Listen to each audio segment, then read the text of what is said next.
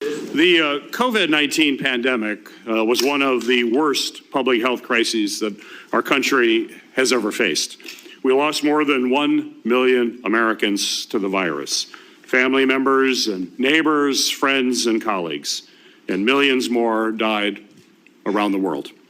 The COVID-19 pandemic led to a once-in-a-generation event that not only threatened our public health, but also created unprecedented challenges to our economic and homeland security, as well as our very way of life.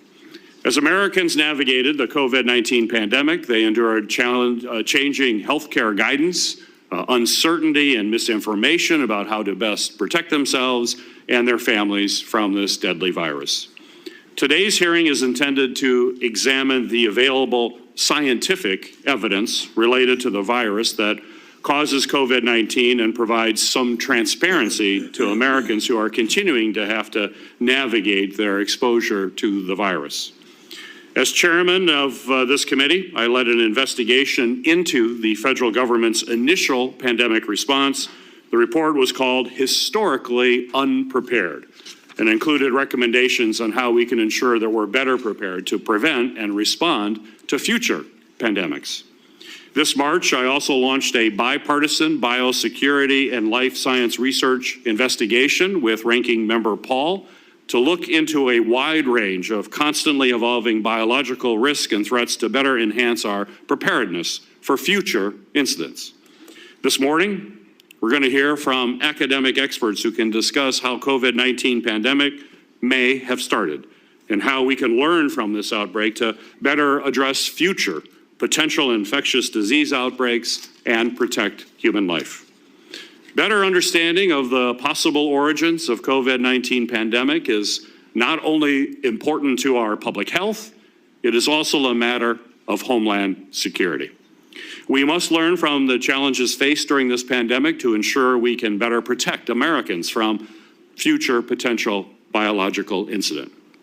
Our government needs the flexibility to determine the origins of naturally occurring outbreaks, as well as potential outbreaks that could arise from mistakes or malicious intent. All that said, the history has shown us it is seldom simple or straightforward to identify the singular cause of an infectious disease outbreak. It can take months or years to pinpoint an origin, and in some cases, we may never find the answer. This is also the case with COVID-19. There are theories that indicate that COVID-19 began either by entering the human population through an entirely natural means or possibly through a lab incident or accident.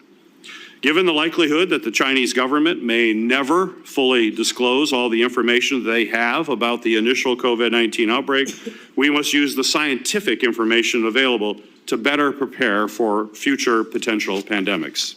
We must not only examine the scientific information we have about COVID-19, but also the tools and procedures the government has in place to understand such viral outbreaks and how we can prevent them from becoming widespread in the future.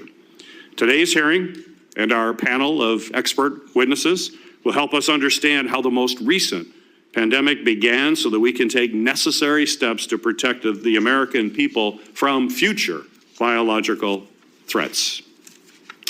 I'd now like to recognize Ranking Member Paul for his opening remarks. Today we are here to examine one of the most critical and debated questions of our time. Did COVID-19 originate in a lab? To answer this question, let's revisit the early days of the pandemic and examine what some of Dr. Anthony Fauci's inner circle said privately about the origins of the virus. Discussions that were only revealed through FOIA litigation. Christian Anderson wrote, "The lab escape version of this is so friggin' likely to have happened because they were already doing this type of work, and the molecular data is fully consistent with that scenario."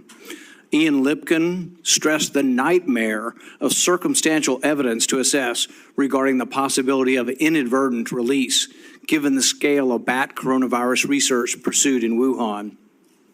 Bob Gary said, I really can't think of a plausible natural scenario where you get from the bad virus, or one very similar to it, to COVID-19, where you insert exactly 4 amino acids, 12 nucleotides, and all have to be added at the exact same time to gain this function. I just can't figure out how this gets accomplished in nature. According to Gary, it's not crackpot to suggest this could have happened given the gain of function research we know was happening at Wuhan. These are all private statements, which you'll discover today differ greatly from their public statements. Even Ralph Barrick, world-famous gain-of-function researcher and collaborator with Wuhan's Dr. Shi, admitted, so they, the Wuhan Institute of Virology, have a very large collection of viruses in their laboratory. And so it's, proximity is a problem. It's a problem. Federal court orders reveal that even Dr. Fauci himself privately acknowledged concerns about gain-of-function research in Wuhan and mutations in the virus that suggest it might have been engineered, just days before he commissioned the proximal origin paper. Despite these private doubts, publicly these so-called experts and their allies were dismissing the lab leak theory as a conspiracy. Within days, Anderson, Lipkin, and Gary were putting final touches on what would be remembered as one of the most remarkable reversals in modern history. In their proximal origin paper, these scientists concluded, we do not believe that any type of laboratory-based scenario is plausible. Privately, they were saying one thing. Publicly, they were saying another. Media pundits parroted the narrative while social media platforms censored discussion about the lab leak, labeling it as misinformation and stifling open discourse about the virus's origins. The cover-up went beyond public statements. Federal agencies and key officials withheld and continue to conceal crucial information from both Congress and the public. For instance, Dr. David Morenz of the NIH deleted emails that could have contained valuable insights into early discussions. When he deleted them, he made the comment, I think we're safe now. He deleted emails. He said, the early emails I've deleted to Peter Daszak at EcoHealth, I think we're safe now. The ODNI failed to comply with a law that was passed unanimously. One of the senators on this committee got it passed. We were going to declassify all this and revealed it, and the administration has refused. HHS and NIH have not produced documents related to the gain-of-function research that the chairman and I requested nearly a year ago. I've been asking for 2 or 3 years as an individual member with some other Republican members and have not gotten these records. I've now asked with the Democrat chairman over a year, and they're still resisting. They say it's not gain-of-function. Well, let's hear the debate. Did they debate at NIH whether it was gain-of-function in Wuhan? If there's a debate, let's hear the scientific arguments on both sides. They will not give us that information. This has been a deliberate, prolonged effort to deceive the committee about certain gain-of-function research experiments that the agencies have been withholding. What we have found as we've gone through this is that at every step, there's been resistance. So the hearing today is to try to find out whether or not we can get to the truth. Do we know for certain it came from the lab? No, but there's a preponderance of evidence indicating that it may have come from the lab. Do we know viruses have come from animals in the past? Yes, they've come from animals in the past. But this time there's no animal reservoir. There's no animal handlers with antibiotics. There's a lot of reasons why there are indications that this could well have come from the lab. This is what the discussion we'll have today. This is a discussion that's long in coming. It's been over 3 years that we've been asking for this, but this is great. This is good. We'll have scientists on both sides of this issue, and I hope we have a spirited debate. Thank you. Thank you, Ranking Member Paul. It is the practice of this committee to swear in witnesses, so if each of you would please stand and raise your right hands. Do you swear the testimony that you will give before this committee will be the truth, the whole truth, and nothing but the truth, so help you God? I do. Thank you. You may be seated. Our first witness is Dr. Gregory Koblitz. He is an associate professor and director of the Biodefense Graduate Program at George Mason University's Schar School of Policy and Government. He serves as editor-in-chief of the Pandora Report, an online newsletter that covers global health security, and as co-director of the Global Biolabs Initiative that tracks high-security labs and biorisk management policies around the world. Dr. Koblitz, you are now recognized for your opening statement. Thank you, Chairman Peters, Ranking Member Paul, and other members of the committee. Thank you for the opportunity to talk to you today about the origins of COVID-19 and its implications for U.S. biodefense and global health security. I've been conducting research and teaching on biodefense, global health security, and biorisk management for the last 25 years, both at the Schar School at George Mason, as you indicated. I come before you today in my personal capacity, and my views do not represent those of George Mason or the organizations with which I am affiliated. I've submitted a lengthy written statement to you, which I will not go over today in detail, but I'm happy to answer any questions you have about it during the rest of the hearing. What I'd like to do is just highlight some key points. First, let me directly address the main topic of the hearing today, the available evidence on the origins of COVID-19. More than 4 years after the start of the pandemic, the origin of the SARS-CoV-2 virus remains a subject of debate. There are two pandemic pathways that have been widely discussed to explain how SARS-CoV-2 emerged in Wuhan in 2019. A natural spillover event from animals to humans, or an actual release of a pathogen from a laboratory. The possibility that SARS-CoV-2 was deliberately developed as a biological weapon has been unanimously rejected by all U.S. intelligence agencies. While the intelligence community is divided on the origin of the pandemic, most of the agencies have determined that the virus was not genetically engineered. I believe the available evidence points most strongly to a natural zoonotic spillover event as the origin of the pandemic. However, a research-related accident can't be ruled out at this time. A key obstacle to more definitive conclusion is the lack of transparency exercised by the Chinese government, which affects assessments of both potential pathways to the pandemic. Until there's an independent, international, and transparent investigation, it's unlikely we will be able to come up with a more definitive conclusion that will satisfy both sides of the debate. It's not my intention to review this debate today. Instead of looking backwards, I prefer to look forwards and plan for the future. The reality is that we're not as well prepared to prevent, detect, respond to, or recover from a biological incident or pandemic as we should be, regardless of its origin. The growing H5N1 outbreak in the United States is a testament to the challenges we currently face and the urgency of addressing them. The difficulty in determining the origin of COVID-19 is not unusual. Among the outbreaks and pandemics we've already experienced this century, it's taken years to identify the origin of a novel pathogen, sometimes in only general terms. Rarely is it possible to identify the exact sequence of events that led to the first human infection that sparked a pandemic. Determining the origin of an outbreak or pandemic can be divided into 4 stages: detection, identification, characterization, and attribution. Understanding how a specific pathogen entered and spread in a population to cause an outbreak is a multidisciplinary undertaking that requires expertise in epidemiology, human medicine, veterinary medicine, biology, genetics, bioinformatics, ecology, anthropology, and related fields. Seeking the origin of an outbreak requires collecting and analyzing a large amount of data collected from diverse sources by a range of agencies with a variety of scientific capabilities and disciplinary specializations. The quality of the data and the rigor of the epidemiological and scientific investigation will affect the level of confidence we have in these determinations. Determinations of the origin of a pandemic or an outbreak are rarely definitive and need to be carefully qualified to reflect the strength of available evidence as well as gaps and uncertainties. Determining the origin of an outbreak can improve the effectiveness of response to an ongoing incident, reduce the likelihood of or magnitude of future incidents, or even prevent future outbreaks altogether. Making this determination, however, is not always straightforward or successful. The process of investigating the source of an outbreak is like putting together a puzzle where you don't know what the final picture will look like. The pieces change shape and move around, and pieces are added and moved as you're trying to solve the puzzle. There are also several factors that can influence the success of an origin investigation, including the passage of time, the biology, epidemiology of the specific pathogen, limited scientific knowledge about novel pathogens, local and national politics, and economic considerations. We saw each of these factors at play in Wuhan in 2019 and 2020. Indeed, we see similar factors at play in the response to the current H5N1 outbreak in the United States as well.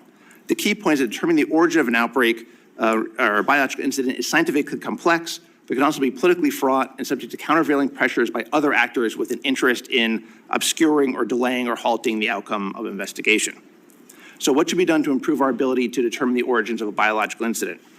I recommend that this Congress, working with the Biden administration, invest in strengthening biosurveillance and biorisk management in the United States and internationally.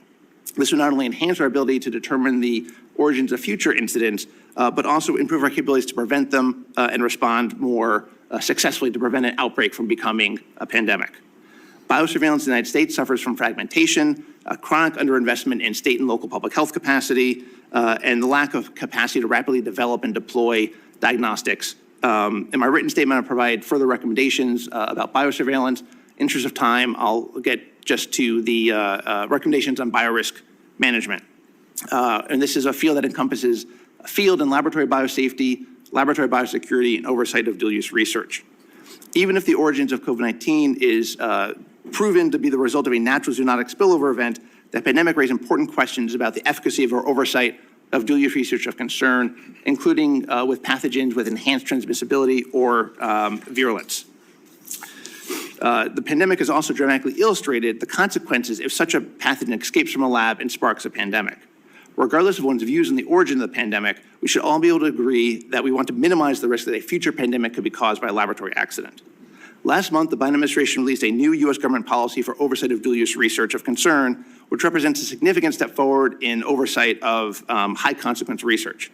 There are two immediate steps that Congress could take to enhance implementation of this policy. First, Congress could support the Biden administration's efforts to provide education and training to the wide array of stakeholders who are now going to be affected by this policy. This policy now covers 95 biological agents and toxins, up from 14, and so there's a much wider swath of biological community that's now going to be subject to oversight, and they need to understand this policy in order to implement it effectively. Congress also needs to pass legislation to close a loophole in the current policy that allows privately funded research, including that with engineering of pathogens, to continue without any oversight. And I think it's in the power of Congress to solve that fairly easily. Over the longer term, Congress needs to modernize the U.S. biorisk management system. I think the most effective way to do that would be creation of an independent federal agency that would be responsible for biorisk management across both publicly and privately funded enterprises. In conclusion, we know enough about the two different pathways to a pandemic, both the demonstrated route of natural transmission, the potential of a laboratory accident, that we have enough information now that we can take action that will significantly reduce the risk posed by both types of risks. Thank you. Thank you, Dr. Koblitz. Our second witness is Dr. Robert Gary.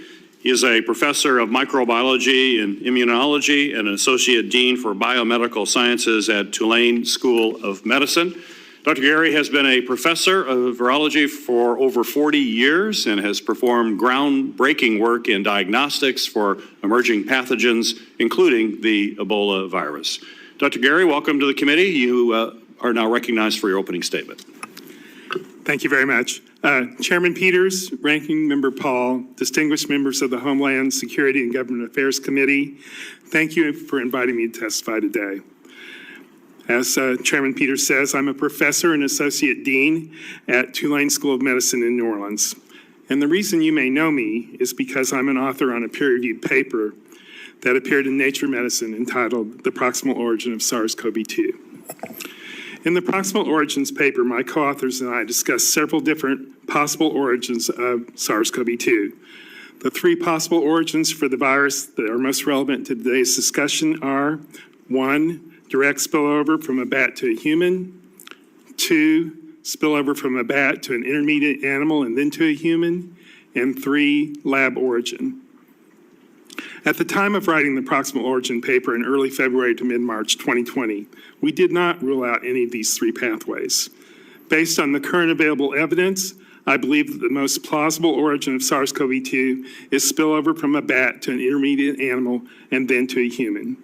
I further believe the available evidence indicates that this spillover happened naturally, likely at the Henan seafood market in Wuhan, China.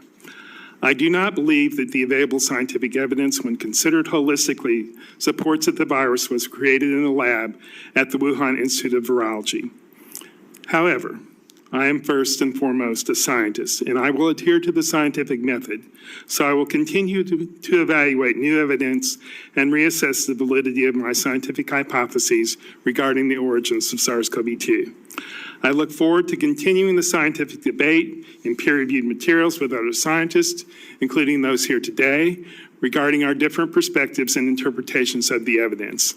That said, I'm heartened by the attention this committee is giving to a very timely and important topic, gain-of-function research. I welcome this opportunity to engage in an open and constructive conversation about the risks and benefits and appropriate safeguards and restrictions on this research. As Chairman Peters mentioned again before, I've been a virology professor for over 40 years. I've seen firsthand the damage that emerging viruses can cause. I researched HIV before we knew the profound impacts this emerging virus would have on all of society, and while the American public was still fearful of blood transfusions. I was present in Sierra Leone at the outbreak of Ebola in 2014 and witnessed the death toll and heartbreak, including many close friends and colleagues who succumbed. I am currently developing countermeasures to Lassa virus, a deadly hemorrhagic fever virus with up to a 70% case fatality.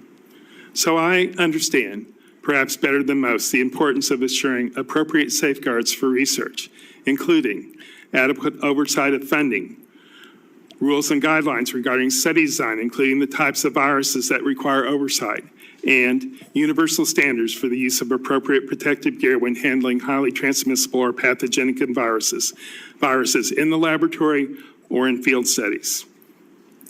But I also know the vital role of responsibly performed research, including on highly transmissible and pathogenic viruses. It advances public health and national security. Without gain-of-function research, we'd have no Tamiflu. Without gain-of-function research, we wouldn't have a vaccine to prevent cancer caused by infection by the human papillomavirus. And without gain-of-function research, we won't be able to identify how novel viruses infect us. And if we don't know how they infect us, we cannot develop appropriate treatments and cures for the next potential pandemic-creating virus. So I also encourage the committee to empower the scientific enterprise to address the certainty of viral threats that emerge from nature in the future. For example, potential pandemic viruses can infiltrate commercial animal farming industries. The wildlife trade in China was the only enterprise in the world comparable in size to the United States cattle industry. Multiple spillovers of SARS-CoV, the first SARS, occurred in 2002 through 2004, and they came from the Chinese wildlife trade. Evidence similarly indicates that this likely happened again with SARS-CoV-2 in 2019. I hope we treat these incidents as a stark and timely reminder that this can happen anywhere in the world. In fact, it's happening right in our backyard with the serious threat from bird flu that it poses to our United States cattle industry. As a member of NIID's Center for Research in Emerging Infectious Diseases, or CREED network, I know that gain-of-function research can be done responsibly and safely. The new guidance from the Office of Science Technology Policy shows that research with high-risk pathogens and the types of experiments that require review can be clearly defined in a way that does not obstruct low-risk research. I'm honored to be a part of this important conversation that will help define the future of a vitally important area of virology, and I urge the members of this committee to find a path forward that permits appropriate gain-of-function research to continue to help ensure our public health and national security. Thank you, Dr. Gary. Our next two witnesses will be introduced by Ranking Member Paul. Stephen Quay is an MD, PhD. He's the CEO of Atosa Therapeutics, a clinical stage biopharmaceutical company developing novel therapeutics for oncology. Dr. Quay has authored 400 publications in the field of medicine, including 32 on the origin of SARS-CoV-2. His work has been cited over 12,000 times, placing him in the top 1% of scientists worldwide. His paper, a Bayesian analysis, concludes beyond a reasonable doubt that SARS-CoV-2 is not a natural zoonosis, but instead is laboratory-derived. This article has been viewed over 206,000 times. Dr. Quay holds 238 U.S. patents and patent applications in 22 areas of medicine, including RNA chemistry, coronavirus therapeutics. Before his current role, he was a member of the Department of Pathology at the Stanford University School of Medicine. Dr. Quay, Welcome to the committee. You are now recognized for your opening statement. Committee Chair, Senator Peters, Ranking Member, Senator Paul, committee members, invited participants, ladies and gentlemen. I am a physician scientist and have a 50-year career spanning academic medical research, biotechnology, and scientific fraud investigation. My biography summarizes my career. I speak today, however, as an independent scientist. I do not receive any NIH or NIAID funding. Scientists dependent on NIH or NIAID funding may have pressure to publicly agree with orthodoxies that privately they admit are wrong. My approach to the COVID pandemic origin that killed 20 million plus people, caused $20 trillion in economic damage, is based on 6 approaches to the data and the events. I'll start with something Dr. Gary said privately, quote, "Someone should tell Nature," meaning the British journal, "that the fish market probably did not start the outbreak," end quote. I agree with Dr. Gary. Unfortunately, one reason we are having these hearings is that the public statements of many virologists have not been congruent with their private conversations. In any case, I'll describe the 6 approaches to the question that all support a lab leak as a source and can go deeper into each of those with questions. First, the virus was spreading in Wuhan and around the world in the fall of 2019, months before the first case in the Hunan seafood market. This is supported by 14 observations or evidence. The evidence includes the calculation of the time to the most recent common ancestor, hospital overloads in Wuhan, antibodies in patients from Italy, Spain, and the US, wastewater samples from Brazil, sick athletes at the October Wuhan military games, school closings in Wuhan, and dozens of documented patients. This dismisses out of hand the market as the origin. But second, let's look at the market data. The human infections, the animal samples, and the environmental specimens. These generate 8 observations.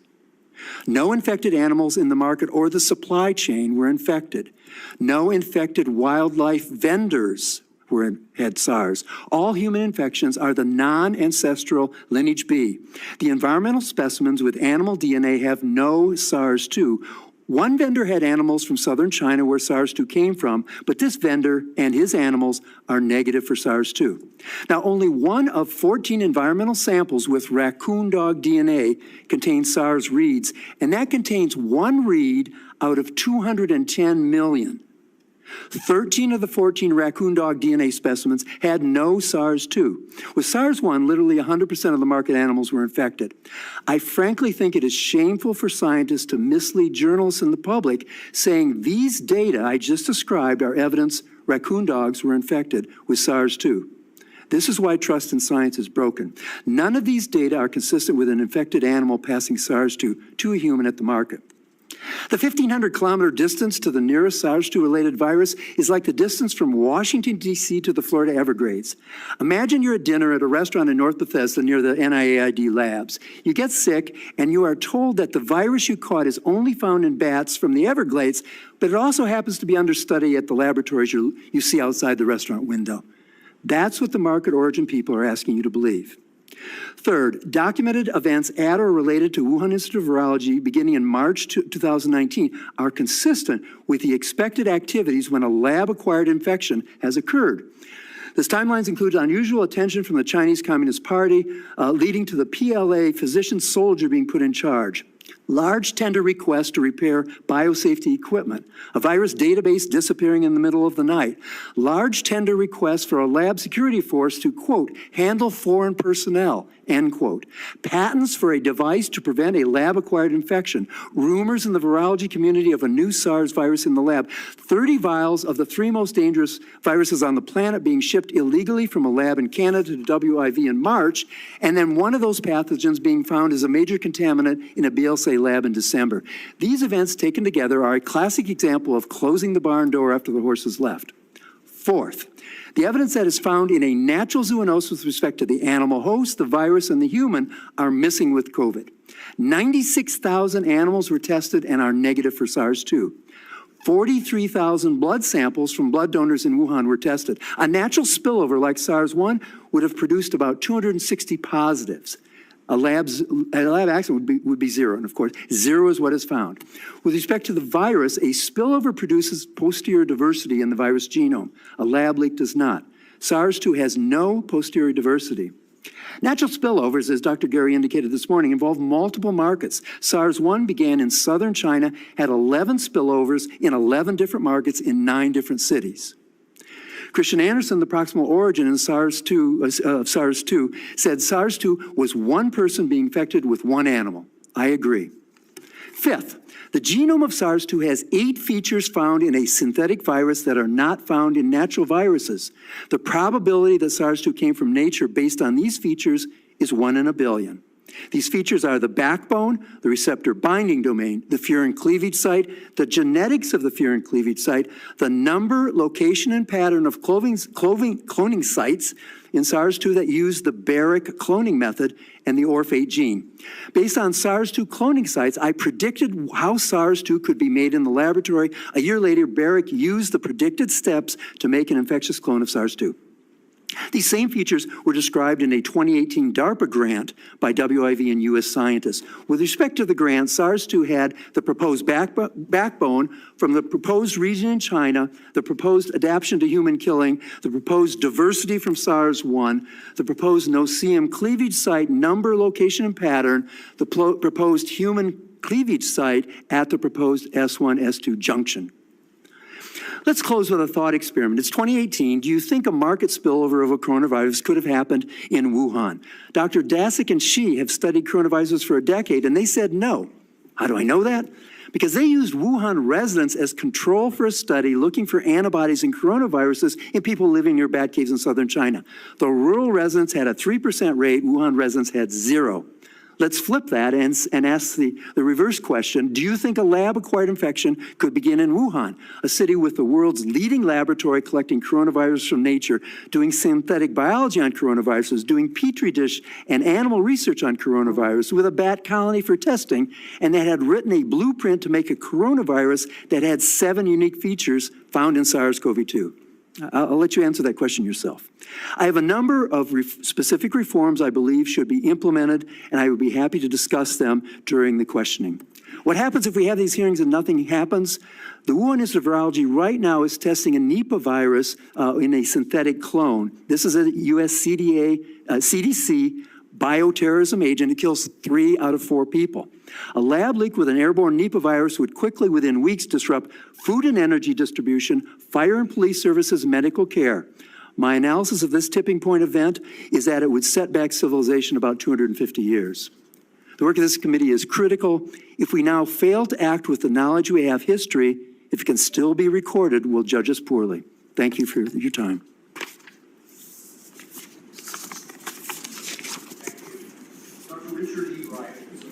Governors, thank you. Professor of Chemistry and Chemical Biology at Rutgers University.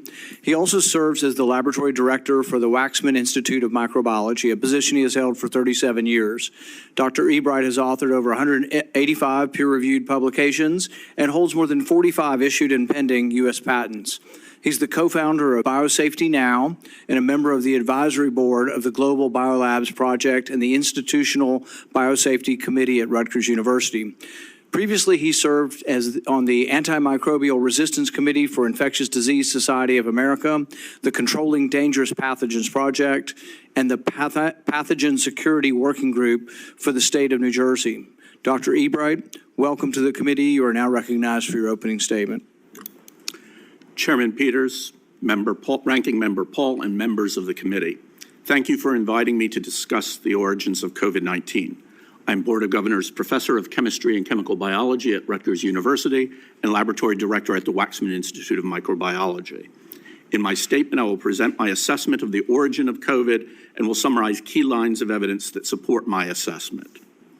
I assess that a large preponderance of evidence indicates SARS-CoV-2, the virus that causes COVID, entered humans through a research incident. I base this assessment on information in publicly available documents, press reports, and scientific papers, on my research experience in microbial genomics, microbial genetics, DNA synthesis technology, and recombinant DNA technology, and on my knowledge of and experience with biosafety, biosecurity, and biorisk management for work with pathogens. 4 key facts support my assessment. First, COVID emerged in Wuhan, a city that is 800 miles from the closest bats harboring SARS-CoV-2-like viruses that could have served as progenitors of SARS-CoV-2, but that contains lab that prior to the outbreak were conducting the world's largest research program on bat SARS viruses, possessed the world's largest collection of bat SARS viruses, and possessed the virus most closely similar to SARS-CoV-2. The large distance between Wuhan and bats harboring SARS-CoV-2-like viruses points away from a natural origin of COVID, and Wuhan's status as the global epicenter of research on bat SARS viruses points toward a research origin of COVID. Second, in the 4 years preceding the outbreak, Wuhan labs performed research that placed them on a trajectory to obtain SARS viruses having high pandemic potential. And in 2018, 1 year before the outbreak, Wuhan labs proposed research to obtain SARS viruses having even higher pandemic potential and features that match in detail the features of SARS-CoV-2. Wuhan labs performed high-risk virus discovery and gain-of-function research on bat SARS viruses. In their virus discovery research, Wuhan researchers searched for new bat viruses in caves in southern China, brought samples to Wuhan, and sequenced, cultured, and characterized new viruses in Wuhan. In their gain-of-function research, Wuhan researchers genetically modified bat SARS viruses, constructing viruses having enhanced ability to infect human cells and having enhanced viral growth and enhanced lethality in mice engineered to possess human receptors for SARS viruses, so-called humanized mice. Already in 2015, scientists expressed concern that the Wuhan Institute of Virology was conducting research that posed unacceptably high risk. At a 2015 Royal Society and National Academies meeting on gain-of-function research and its oversight, the research on bat SARS viruses by the Wuhan Institute of Virology and its collaborators was singled out as the research most likely of all research in the world to trigger a pandemic. In 2017 to 2018, with NIH funding, the Wuhan Institute of Virology constructed genetically modified SARS viruses that combined the spike gene from one bat SARS virus with the rest of the genetic information from another bat SARS virus, obtaining new viruses that efficiently infected human cells and obtaining at least one new virus that exhibited 10,000 times enhanced viral growth in lungs and 1 million times enhanced viral growth in brains and 3 times enhanced lethality in humanized mice. In 2018, just 1 year before the outbreak, in an NIH grant proposal, the Wuhan Institute of Virology and collaborators proposed to construct additional genetically modified SARS viruses, proposing to construct viruses having spikes with even higher binding affinities for human SARS receptors, seeking viruses having even higher pandemic potential. Also in 2018, just 1 year before the outbreak, in a DARPA grant proposal, the Wuhan Institute of Virology and its collaborators proposed to construct genetically modified SARS viruses having a furin cleavage site, a feature associated with increased viral growth and increased transmissibility. They proposed to insert the furin cleavage site at the spike gene S1, S2 border and to construct the viruses by synthesizing 6 nucleic acid building blocks and assembling them using the reagent BSM-B1. Third, Wuhan labs performed this research on SARS viruses using an inadequate biosafety standard, just biosafety level 2, and inadequate personal protective equipment, just gloves and a lab coat. Lab accidents that result in infection or release are common, even at biosafety levels higher than biosafety level 2. For context, the original SARS virus, SARS-CoV-1, caused lab-acquired infections in Singapore at biosafety level 3, in Beijing twice at biosafety level 3, and in Taipei at biosafety level 4. For further context, SARS-CoV-2 itself caused lab-acquired infections in Beijing in 2020 at biosafety level 3, and in Taipei in 2021 at biosafety level 3. The Wuhan lab's use of biosafety level 2 for research on bat SARS viruses would have posed a high risk, a very high risk, of infection of lab staff upon encountering a virus having the aerosol transmission properties of SARS-CoV-2. Fourth, in 2019, a novel SARS virus having a spike with extremely high binding affinity for human SARS receptors, a furin cleavage site inserted at the spike S1, S2 border, and a genome sequence with features enabling assembly from 6 synthetic nucleic acid building blocks using the reagent BSMB1, a virus having the exact features proposed in the 2018 NIH and DARPA proposals emerged on the doorstep of Wuhan Institute of Virology. SARS-CoV-2 is the only one of more than 800 known SARS viruses that possesses a furin cleavage site. Mathematically, this observation alone implies that the probability of finding a natural SARS virus possessing a furin cleavage site is less than 1 in 800. Taken together, the presence of a spike having an extremely high affinity for human SARS receptors, the presence of a furin cleavage site inserted at the spike S1, S2 border, the genome sequence enabling assembly from 6 synthetic nucleic acid building blocks using the reagent BSMB1, and the 1-4-1 match between these features and the features proposed in the 2018 NIH and DARPA proposals make an extremely strong case, a smoking gun, for a research origin. In summary, multiple lines of secure evidence point to a research origin. By contrast, as I hope I will have the opportunity to review in response to questions, no, zero secure evidence points toward a natural origin. Thank you. Thank you, and thank you to each of our witnesses. Dr. Gary, my first question is I'm going to direct it towards you. Of the evidence that's been presented thus far, it's still not clear to me how much is concrete, documented information, and how much is speculation, or perhaps just filling in the gaps with assumptions based on what's out there. So my question for you, Dr. Gary, is could you elaborate more on the specific hard evidence that supports your claim that the Chinese market in Wuhan was the most likely source of the virus? Certainly, and thank you for the question. There is a lot of evidence that this virus emerged from the Henan seafood market in Wuhan, but let me just focus on 3 points: epidemiology, molecular forensics, and genetics. First, the epidemiology. The early cases from December 2019, before the disease was even described, all centered around, in fact, they painted a bullseye on the Henan seafood market. The molecular forensics. Environmental samples were collected from the market after it was closed.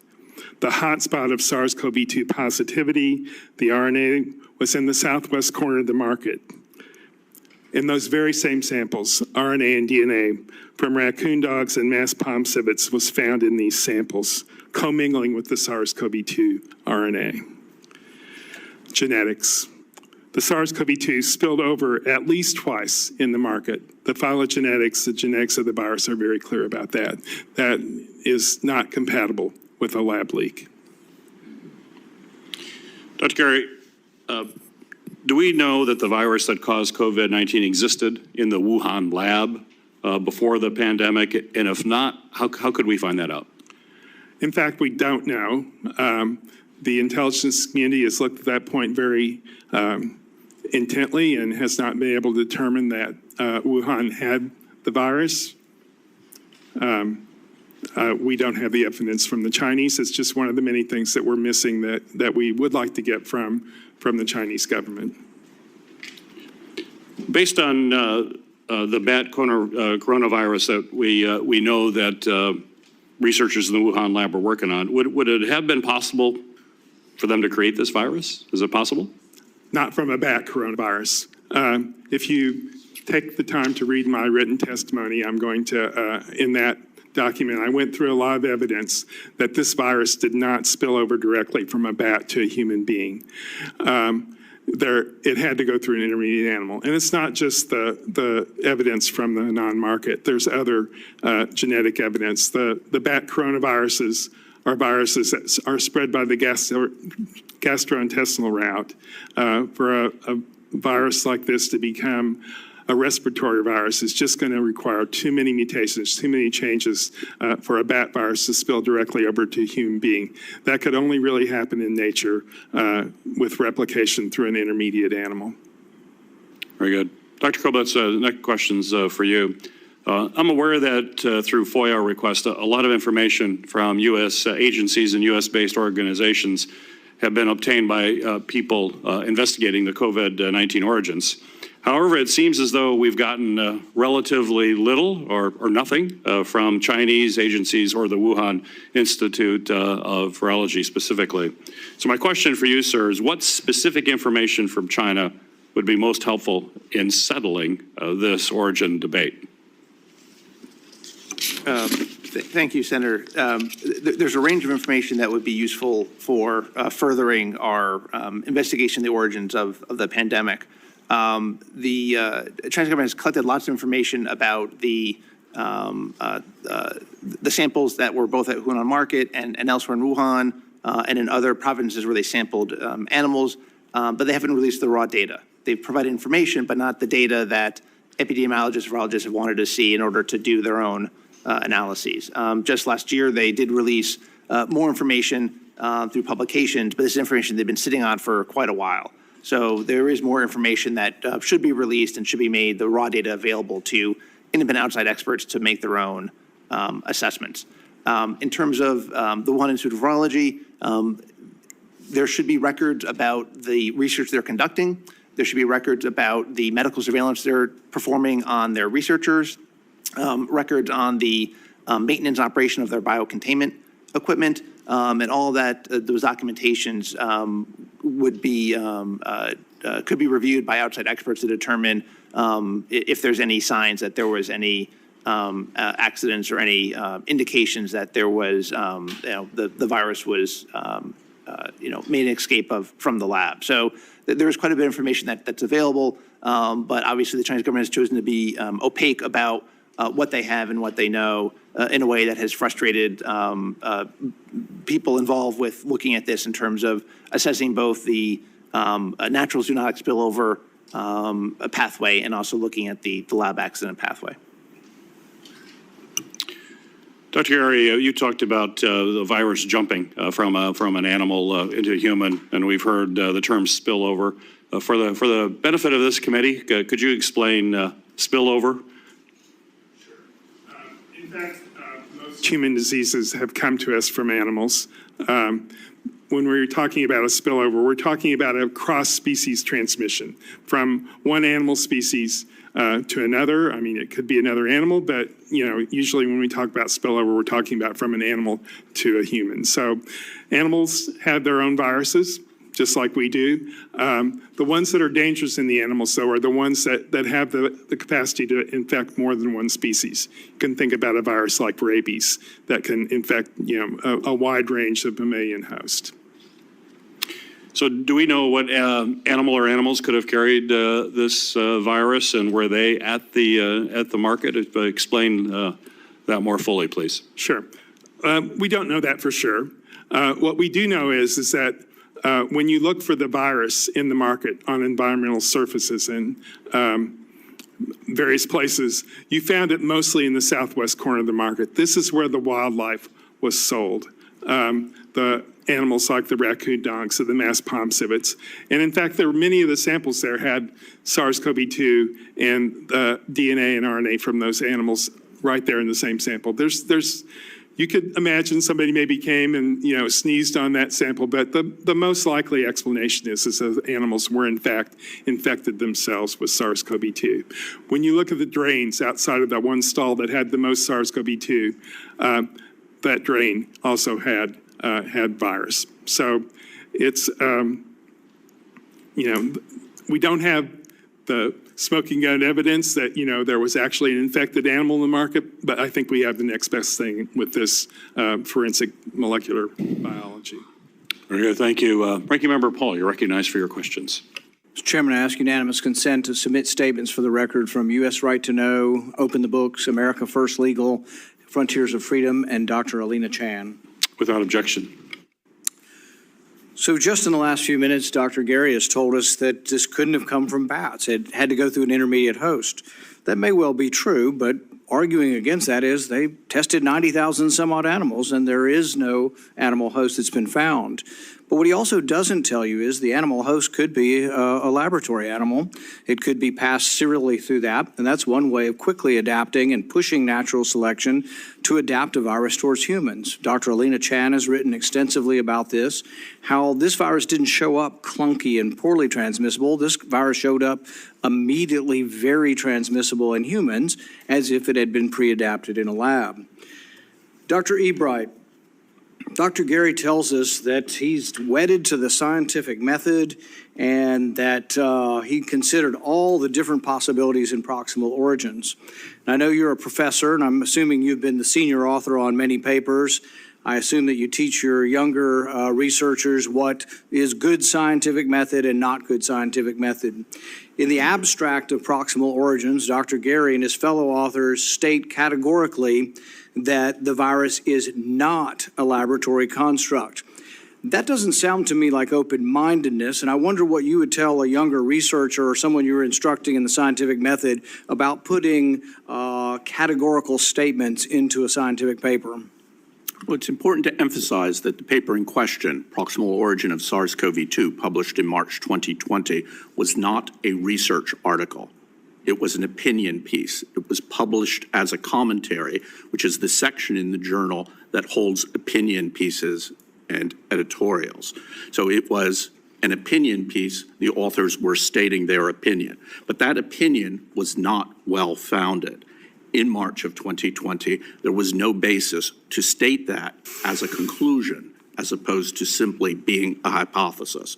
Moreover, we know that compelling evidence has been presented as a result of congressional inquiry in the House that 4 of the authors of that paper, Dr. Anderson, Dr. Gary, Dr. Holmes, and Dr. Rambeau, in their private communications, show clearly that they knew the conclusion that they stated in that article was invalid. So in terms of what I would tell a younger scientist I would be mentoring, I would tell a younger scientist that you do not state a conclusion without evidence, even in an opinion piece in a scientific journal. And you never, under any circumstances in a scientific journal, state conclusions that you know to be unsound. That represents scientific misconduct. It represents scientific misconduct up to and including fraud. And the paper in question, the Proximal Origin paper, has been recommended for review of retraction. 2 requests, one in 2023 and one in 2024, were submitted by teams of scientists to the journal in question, to the journal editors, asking them to add an editorial expression of concern and to initiate a review for retraction of the article. I know of no other example in modern scientific history or publications where a publication has come forward pronouncing with such authority that the lab leak is implausible, it is not a laboratory construct, while privately saying, this is no friggin' conspiracy theory, it looks like it did, I'm 90-10, I'm 50-50. But no doubt in the paper. In fact, we know that it went back and forth with Dr. Fauci and with editors who say, we want the statements to be stronger. We want the conclusions to be stronger. That was actually coming from Nature at the time. We want you to doctor it up and even be more strong because we're making a political point here. That's where we should have known we were off track, that these people were politicians and that they were pushing an idea because, as Dr. Collins finally admitted in one of the emails, this is about the business of science with China. This will disturb our relations with China if anybody questions this. Dr. Quay, the idea that this came from the fish market, I thought had been discredited by virtually all of scientists. Now, I'm really surprised it's still being presented here. I know that the Chinese, the CDC, George Gao over there, basically said that they no longer consider it. And actually, if you think about it from their perspective, we're not sure if we can trust them. But at the same time, the Chinese, if they would rather have it come from a lab or the market, I think would choose the market over the lab. If anything, they would be, if we were going to think they were dishonest, would be dishonest towards saying, hey, we found some animals. But if you could review stepwise, just a little bit slower, some of the evidence for why it's not there, the amount of animals tested, the animal handlers compared to SARS-1, but also the idea of this genetic diversity that You know, when SARS-1 came about the first time, I think it tried hundreds of times because these animal viruses don't infect humans well in the beginning. It tried 100 times over and over again. And even in the end, SARS-1 didn't transmit between humans very well. That's why containment worked. And that's why quarantine worked, because it wasn't very infectious. But go through a little bit, step by step, the evidence of why anybody still maintaining that it came from the market is misguided. Sure. I mean, let me agree with Dr. Gary about SARS-1 being a spillover, and let me elaborate a little bit. There were 11 cities, 11 markets, 3 different lineages, and a 30 nucleotide difference among the initial cases and patients, which approximates about a year of posterior diversity, as it's called. SARS-2, of course, it's either in one market or it's in no markets. There's no other proposal for a market origin from it. 457 animals were tested in the market. 0 were found to be infected. SARS-1, 92 animals, 100% infected. The vendors, the wildlife vendors in SARS-1 were all infected. We have 10 vendors here. None of them are infected. One vendor had bamboo rats from southern China, where the backbone comes from. He wasn't infected. His animals weren't infected. SARS-2 has no posterior diversity. So it really, as Dr. Anderson said, it's one jump from one animal to one human. The most likely place that happens is in a laboratory. And again, to be clear, when you say an animal, it could be a petri dish. It could be animal cells in a petri dish. The question of where the origins came from is the question of where the animal is. And they've tested 96 animals in nature, and they've tested 0 animals at Wuhan Institute of Virology. That's where we need to look. Thank you. I'll reserve the rest for a second round. Senator Hassan, you're recognized for your questions. Well, thanks, Chair Peters and Ranking Member Paul, for holding this hearing. Thank you to all of our witnesses for being here today. Dr. Koblenz, one of the areas of inquiry in this hearing is obviously whether research funded by the United States government has appropriate oversight. However, private companies, universities, and independent research institutions are also engaging in cutting-edge research. While their research has the potential to cure diseases and boost our economy, unless they accept federal funding, there is very little federal oversight to ensure that private labs are engaged in safe and ethical research. What safety procedures are in place for research facilities that don't receive government funding? And are there oversight measures that either government or independent authorities should put in place to monitor work at these labs, including labs working on gene synthesis? Thank you, Senator. The oversight of privately funded research is much less than that of federally funded research in terms of both biosafety, biosecurity, and dual-use research oversight. What we've seen in the area of dual-use research oversight, for example, in the most recent policy that the Biden administration released, only applies to federally funded research. However, there is the ability for federal agencies to require their grant recipients to apply this new policy to all research, including that's privately funded, but that requires special authority that some agencies may have, but others would need legislation to give them that ability. That wouldn't cover research that's only conducted by privately funded entities, but it would expand the scope of research that is. In order to expand the scope of oversight to all privately funded research would require legislative action. Along the lines of the proposal I included in my written statement for the establishment of a national biorisk management agency, that would have authority over biosafety, biosecurity, and dual-use research oversight, regardless of source of funding. Because at the end of the day, it shouldn't matter where the funding comes from in terms of making sure this research is being done safely, securely, and responsibly. Thank you for that. Another question to you, Dr. Koblenz. We've heard a great deal about the risks of certain types of research involving dangerous pathogens and the need for robust oversight on the type of experiments that are performed. We've heard less about the potential risks from researchers performing off-the-books or unsupervised experiments that may be risky or unethical.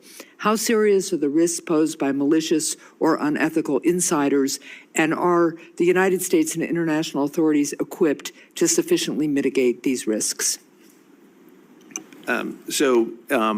Following the revelations that Bruce Ivins was responsible for the anthrax litter attacks, which happened in 2009, the United States took a much stronger stance on trying to prevent insider threats at facilities. And so the Federal Select Agent Program, which focuses on biosecurity, included a number of measures to try and better monitor scientific access to pathogens in terms of ensuring that they remain, they do not become security risks. Right.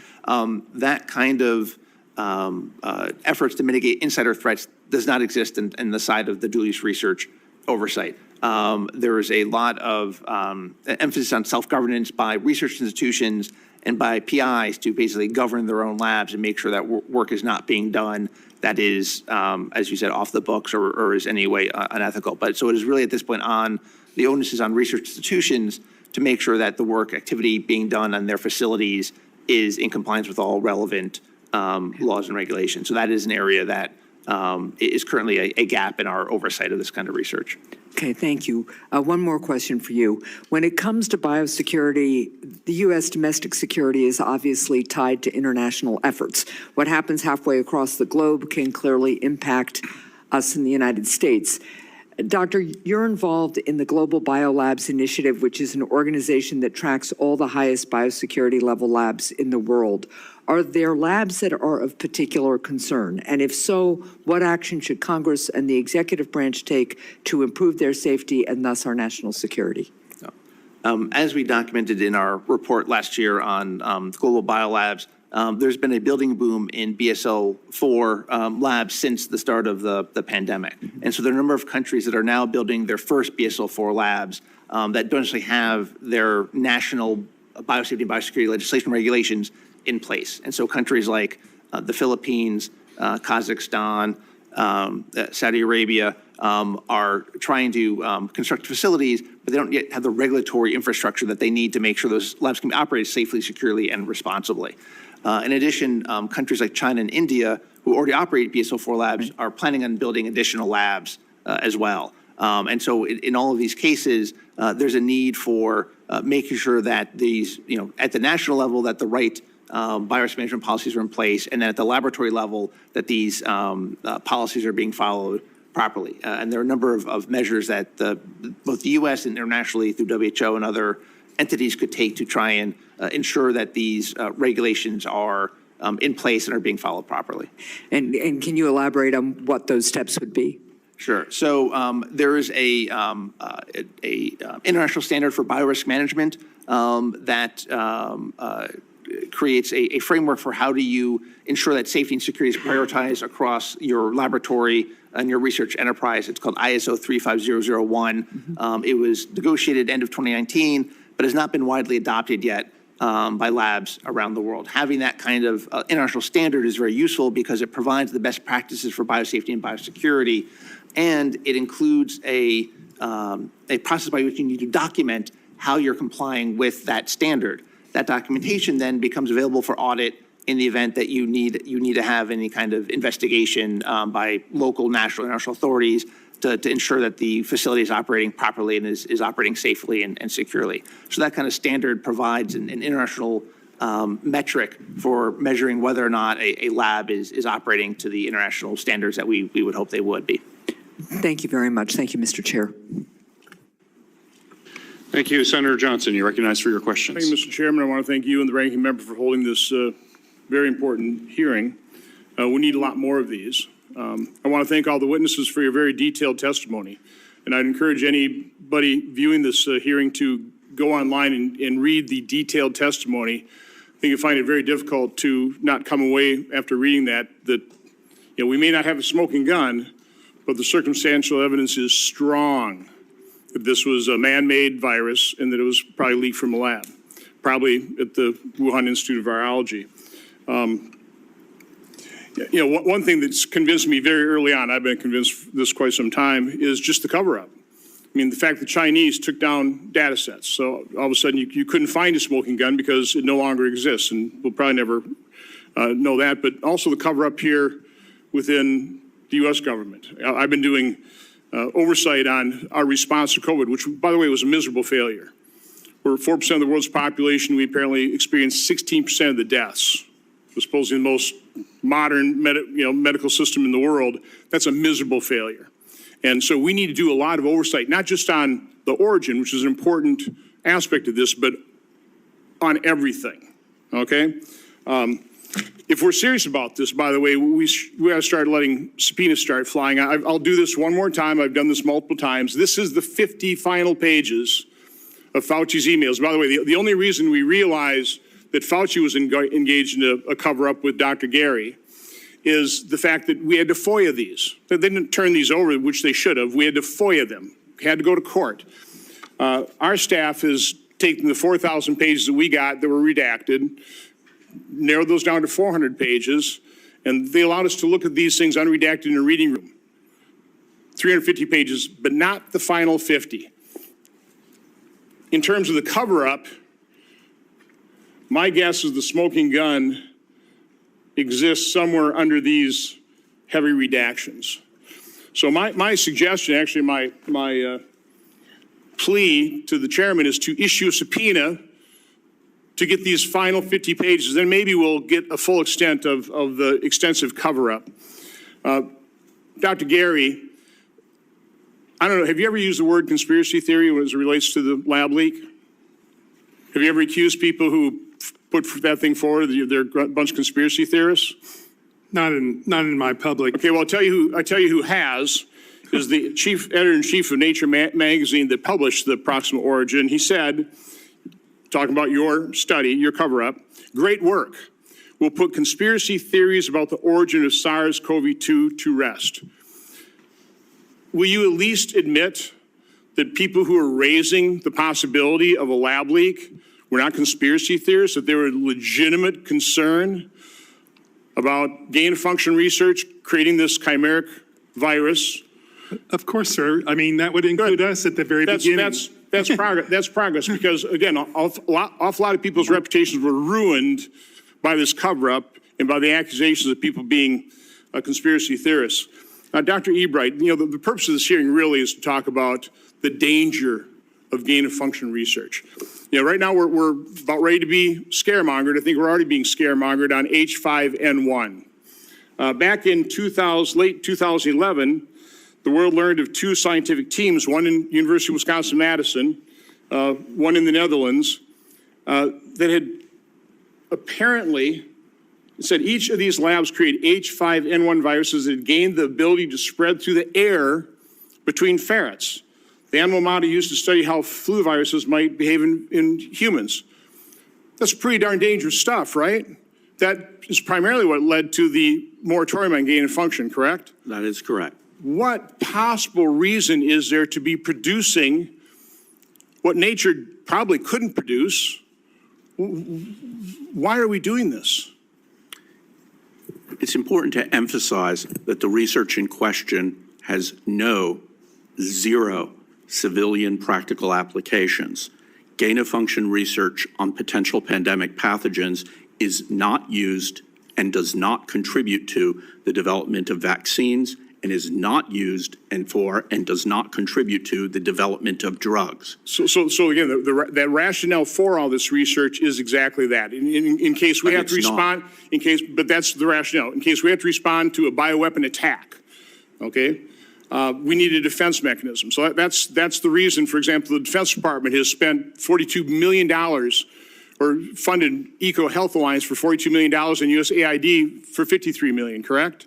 So the current definition is research that is reasonably anticipated to increase either the transmissibility or the virulence of a potential pandemic pathogen.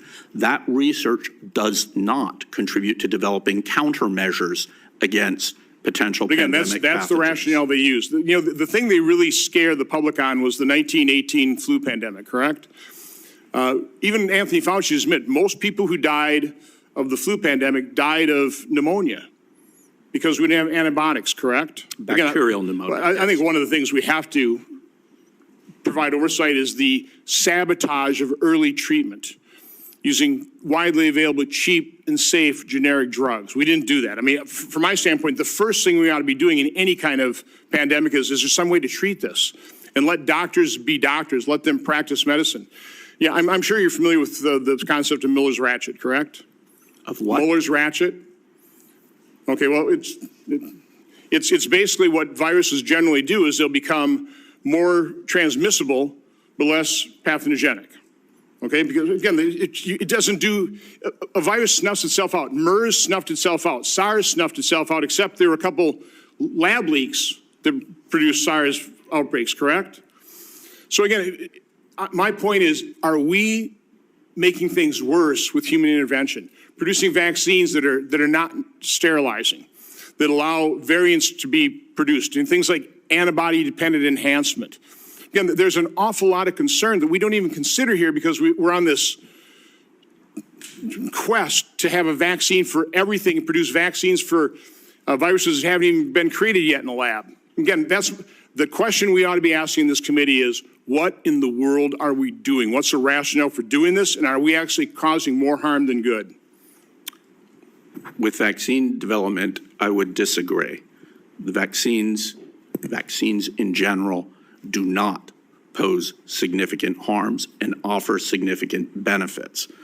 With respect to the gain of function research, which creates new threats, biological threats that do not exist currently and might not naturally come into existence in a decade, a century, or a millennium, that research creates threats. And those threats are existentially risky threats. And that research is being conducted without a justifiable rationale. There is no rationale in terms of development of countermeasures. Industry develops vaccines and therapeutics against diseases currently in humans, not against diseases that don't yet exist and need to be made in a lab. We could use a public debate regarding all things vaccine, the profit motive of it and everything else, but that's for another day. Thank you, Senator Johnson. Senator Marshall, you're recognized for your questions. Thank you, Mr. Chairman. I think first of all, it's important to remember why we're here today. We're here today because we don't want to have another pandemic like this. I think it's important that we recognize that 1 million Americans have lost a loved one, and they're still looking for closure. We have 15 million Americans with long COVID. And perhaps if we knew the origin of COVID and the development, maybe that would give us a clue how to treat us. I want to start with Dr. Quay and go back to the diffuse grant for just a second. This is a grant by EcoHealth and Peter Daszak. Recall that Peter Daszak is David Moran's BFF. And that grant was denied, but yet it lays out a framework for the development of COVID-19. And you went through 6 or 7 several reasons that are absolutely consistent, that they said they would do X and they did X. And what are the chances of all those things ending up in a COVID virus? Yeah, well, again, just as a reminder, so they said they were going to go to a particular spot in southern China to get a virus. They were going to make sure that it had diversity from SARS-1 of about 25%. They were going to put it into humanized mice to enhance its ability to recognize the receptor binding domain. They're going to put furin cleavage site in a very particular spot. You know, out of 13,000 letters in the spike protein, they said in the grant they were going to put it at a spot called the S1, S2 junction. They said, and so all of those were found in SARS-CoV-2. Its nearest neighbor is from the same area. It has a 99% binding affinity for the human receptor. SARS-1 jumped into humans. It only had 15% of the epidemic changes it needed to become epidemic. What do you think the chances of all 6 or 7? I've quantified it because I like statistics, and it's 1 in 1.2 billion. So a 1 in a billion chance all that comes to fruition. There were some comments on that grant in the margin. So Dr. Barrick, North Carolina, developed the technology for the protein spike. He taught Dr. Shi. He gave them humanized mice. Again, this was all funded with USAID grant money as well. What were some of the comments in the margin you think that are significant? Well, this is important because the folks told DARPA, we're going to do this research in North Carolina under very high safety conditions in the grant. That's what they wrote. The marginal comments in drafts that were only obtained through FOIAs said a different thing. Daszak said, hey, we're gonna shift this over to Wuhan because it'll be cheaper, faster. We'll get a lot more done that way. Barrick says, boy, if U.S. scientists knew this was going on, they would think this is crazy. This is in the marginal comments. So they, in a way, they weren't truthful with DARPA in the grant. So Dr. Barrick, who, along with Dr. Fauci, are the father of gain of function, knew that other scientists in America would have a fit if this was being done here. Yeah, and again, so fast forward to January 2020, these two scientists, Daszak and Barrick, sitting down with a sequence of SARS-CoV-2 and a computer would know within 1 hour, this thing has all the features of what we proposed in that grant. And the fact they either didn't tell anybody or the people they told didn't do anything about it meant that that human-to-human transmission was we were not aware of that, and asymptomatic transmission we were not aware of. This is the first new respiratory virus that's asymptomatic. Great. Let's come back. I'm going to use that, come back to that point in just a second. You know, we went through what I call the smoking guns that really show beyond a reasonable doubt that this virus was made in a laboratory in Wuhan, China. It was synthetic, you know, everywhere from the geography of where it shows up for the first time to the fact that there was virus already spread to multiple continents by the time the wet market outbreak occurs. They never have found the intermediate species. With SARS and MERS, it took months to find an intermediate species. Anyone that says the raccoon dog is the intermediate species is just laughable science. No progenitor viruses. And the timeline, they were developing a vaccine already November 2019. Dr. Shi has taken down the DNA lab banks in September 2019. She takes down another the lab bank here in this country, maybe March of the next year as well. But of all the smoking guns, and this is the hardest to explain to people, is just the genetic makeup of this virus. And you pointed out the protein spike. The protein spike alone would be like a person. The protein spike that fits into a lung cell would be like the chances of a person walking in the room with the key that fits the lock on those doors. I mean, it was a perfect protein spike. You mentioned the furin cleavage site. There's other spots. But I want to talk about the ORF8 site for just a second. Dr. Quay, what's the significance of this ORF8 site? So ORF8 is a protein that's down near the right-hand side of the virus. It is not in the final virus. It is secreted into the bloodstream, and it does two things. Early in the infection, it blocks interferon expression, so you don't sweat, you don't have a fever, you don't show the symptoms of an infection. And later in the infection, it blocks what's called antigen MHC presentation. So we learned from HIV that a virus that can block the ability of pieces of the virus to be presented to the immune system is a virus that is very hard to make antibodies against, very hard to fight against it.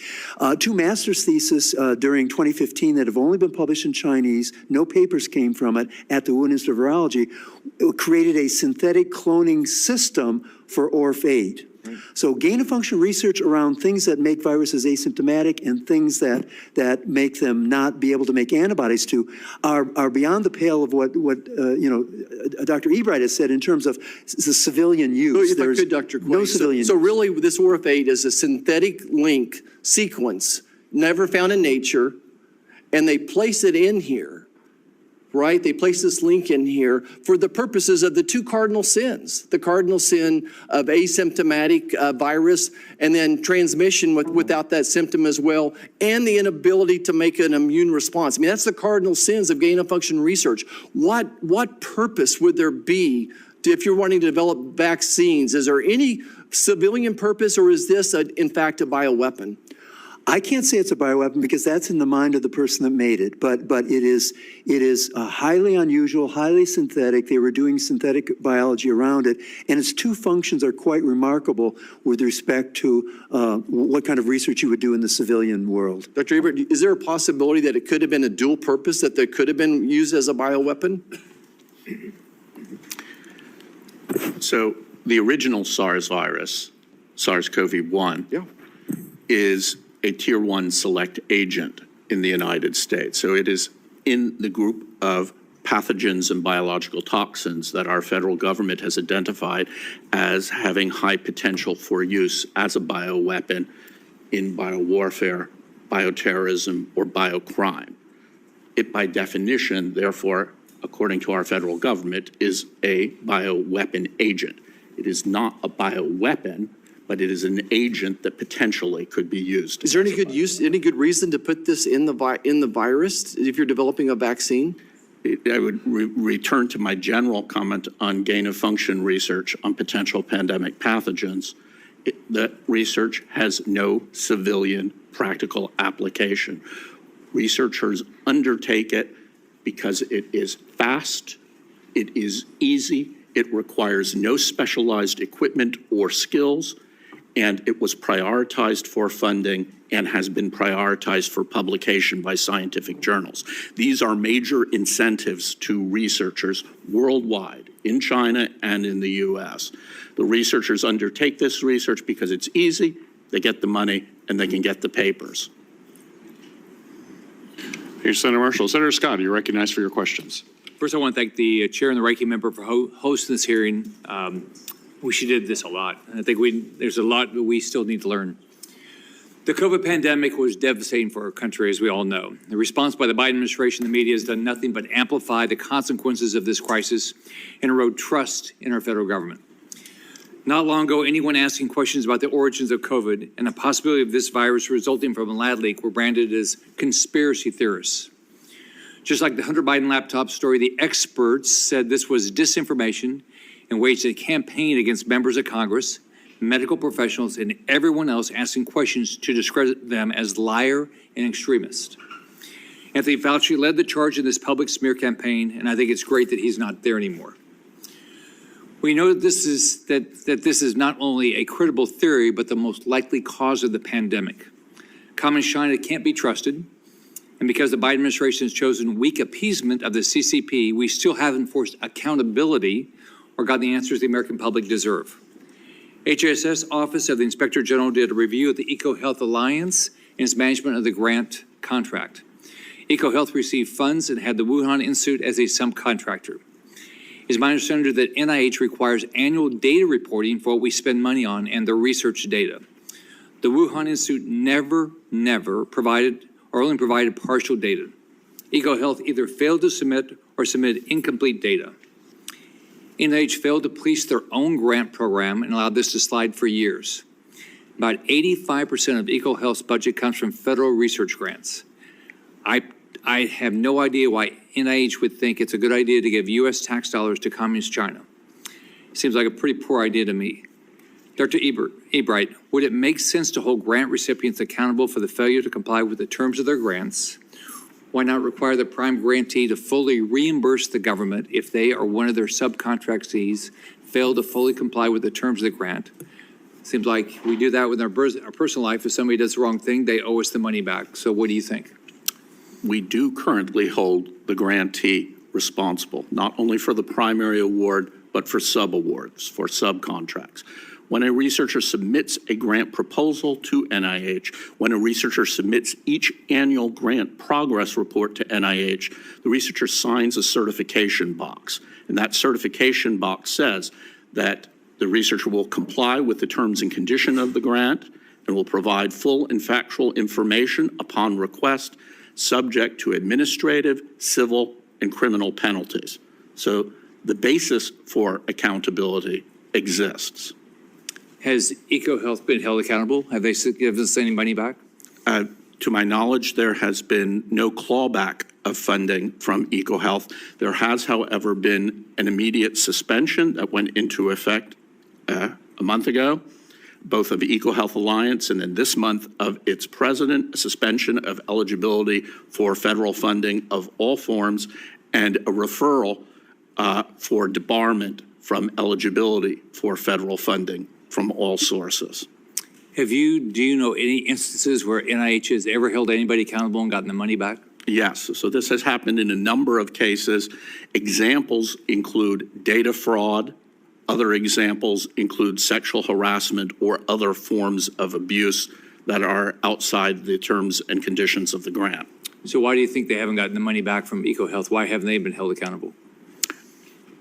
I would place that burden on Congress and on the White House in that the NIH is unlikely to move toward clawback without motivation from either Congress or the White House. But it's their job. It is their job, but it is also the job of our legislative branch through its oversight responsibility and our executive branch through its primary responsibility to ensure that jobs are carried out. Do you know anybody at NIH that's ever been fired for failure to do their job? You mean an NIH staffer? Oh, yeah. As part of the administrative staff at NIH? Have you heard of anybody? I do not. Has anybody you know of ever been fired from NIH over what they did by not enforcing the EcoHealth grant program? Not to my knowledge. So as you said, EcoHealth has been suspended by further funding with possible disbarment, but they're currently appealing it. Do you think it's right to debar them? Absolutely. So how long should they be debarred for? The debarment term specified by law typically is 3 years. The debarment proceedings determine first whether a debarment will occur and then determine the duration, the term of the debarment. I would recommend a permanent debarment given the number of terms and conditions of the EcoHealth Alliance grants that were violated and the severity of those violations. So Wuhan Institute of Virology has been debarred for 10 years. Do you think it should be permanent? And why hasn't it been? Yes, I do. I do not know why.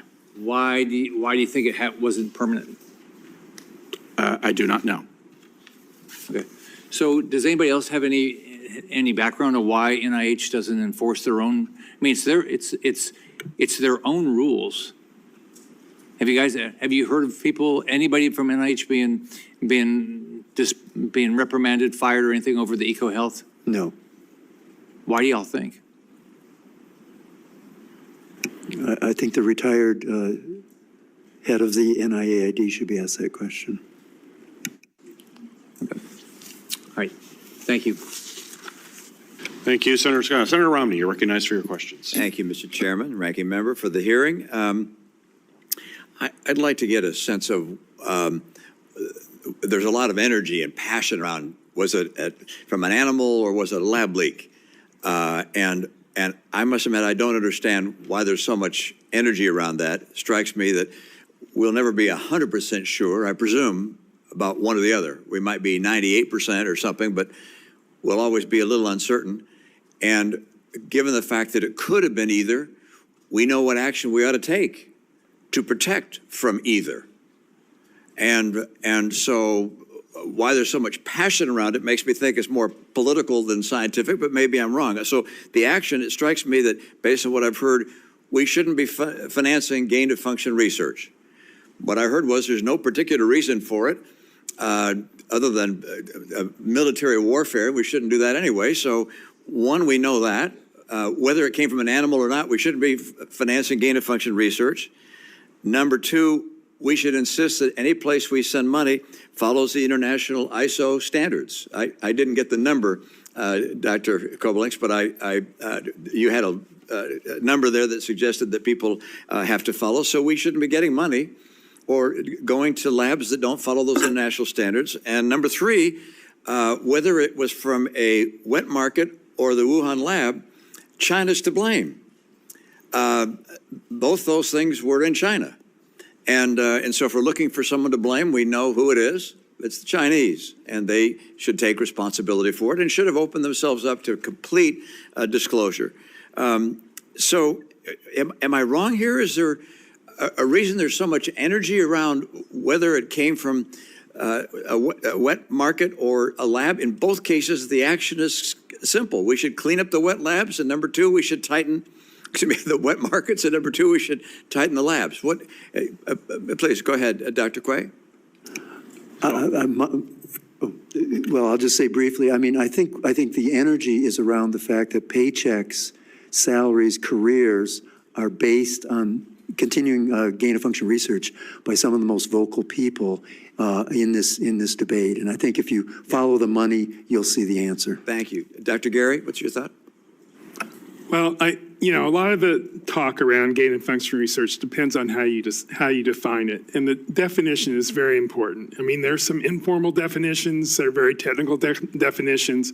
I mean, we have to get that part right, because if you define it in a way that basically interferes with a lot of biomedical research on viruses and on other things too, cancer research, everything, you're going to really cripple the biomedical research enterprise. So let's get that right.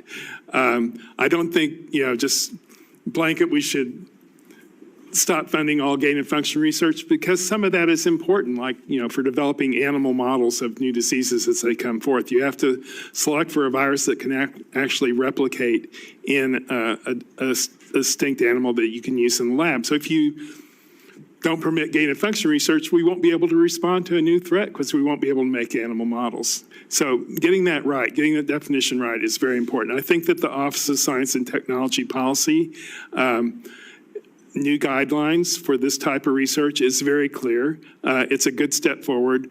You should look at that and see what you can do best to, to codify that into some kind of legislation. Yeah, Dr. Ebright, do you concur with that point of view? That we need to define exactly what kind of research is okay and which is not, which has a beneficial purpose and which has only malevolent purpose? The definition of gain-of-function research has been clear. There is a legally controlling official definition from the U.S. policy that was in effect from 2014 to 2017, and there has been an official legally controlling definition in the U.S. policy that has been in effect from 2018 to the present. The definitions have never been in question, but the intensity that you asked about at the start of your series of questions, the intensity comes from those who are practitioners of gain-of-function research and related high-risk research on potential pandemic pathogens who have for 2 decades successfully resisted federal oversight of their activities, for 2 decades who have insisted on self-regulation without external oversight, and who would like this to continue, despite the very real possibility, even though, as you say, not a certainty, of the fact, the very real possibility that SARS-CoV-2, a pandemic that killed 20 million and cost 25 trillion, may have come from precisely that category of research. That is the basis of the intensity. Only after there is an acknowledgement, and I see this acknowledgement today in a bipartisan fashion among members of this committee from both parties, only after there is an acknowledgement that there is a very real possibility, not a remote possibility, but a very real possibility of a lab origin, will there be the political will to impose regulation on this scientific community that has successfully resisted and obstructed regulation for 2 decades. Every other component of biomedical research that poses risks or has significant consequences has regulation, federal regulation with force of law in place. There's regulation of human subjects research. There's regulation of vertebrate animal research. There's regulation of embryonic stem cell research. But in this category of research, which is the most significant in terms of consequences and potentially existential risk, there is almost no regulation with force of law. No regulation with force of law for biosafety for any pathogen other than the smallpox virus, and no regulation with force of law for biorisk management for any pathogen. That needs to change. That's what produces this intensity. And it strikes me that whether COVID came from a lab or it came from a wet market, that issue still has to be addressed. Absolutely. And so I'm not going to get so excited about where COVID happened to come from. What I know is that something very dangerous could come from gain-of-function research if it's not properly regulated. How to define where those boundaries are and what one can do and one can't do, that's something that we ought to be focused on. Even if we became 98% sure it came from a wet market, that wouldn't mean that gain-of-function research could by itself become a huge danger to humanity, and therefore we ought to regulate it. Is that something that you gentlemen agree with, or am I making a mistake? I completely agree with you, Senator Romney. That's well stated. Thank you. Thank you, Senator Romney. Senator Hall, you're recognized for your questions. Thank you very much, Mr. Chairman. Thanks for holding this hearing. Thanks for the witnesses for being here. You know, I have to say, I think one of the worst things that happened in the COVID era is that our own government deliberately withheld information from us, from the American people, tried to propagandize the American people, used the arms and agencies of government to actively censor Americans who dared to question the propaganda, and they're still lying to us. And I'll give you the proof of it. I wrote the bill that requires the administration to declassify the intelligence assessments and reports related to the origins of COVID-19. Now listen, I just want to say, everybody sitting on this dais has read these. I've read them. I guarantee you my colleagues have read them. I know what the Energy Department concluded. I know what the FBI concluded. I knew what they concluded years ago because we could read them when people like Dr. Fauci were out there saying the lab leak hypothesis was totally discredited and nonsense. You could go read the intelligence and know our own government thought otherwise. And at this late hour, this government still refuses to release the intelligence. They are blatantly disregarding the law that this body passed, the Senate passed unanimously. The propaganda involved in the origins of COVID-19 is astounding to me. It recalls the worst of the wartime propaganda in years past when the government would deliberately lie to people. And here that's what they have been doing with COVID-19 and are still doing it. You know, you had this whole cabal led by Dr. Fauci and others who, as soon as the lab leak hypothesis that we now know is a lot more than a hypothesis, as soon as it's mentioned, what did Fauci do? We know because this has all been litigated in a federal district court. In fact, in multiple federal courts. I've got the finding of fact from the court right here. They lay it all out. Fauci goes to the WHO, asks the WHO to intervene to discredit the lab leak.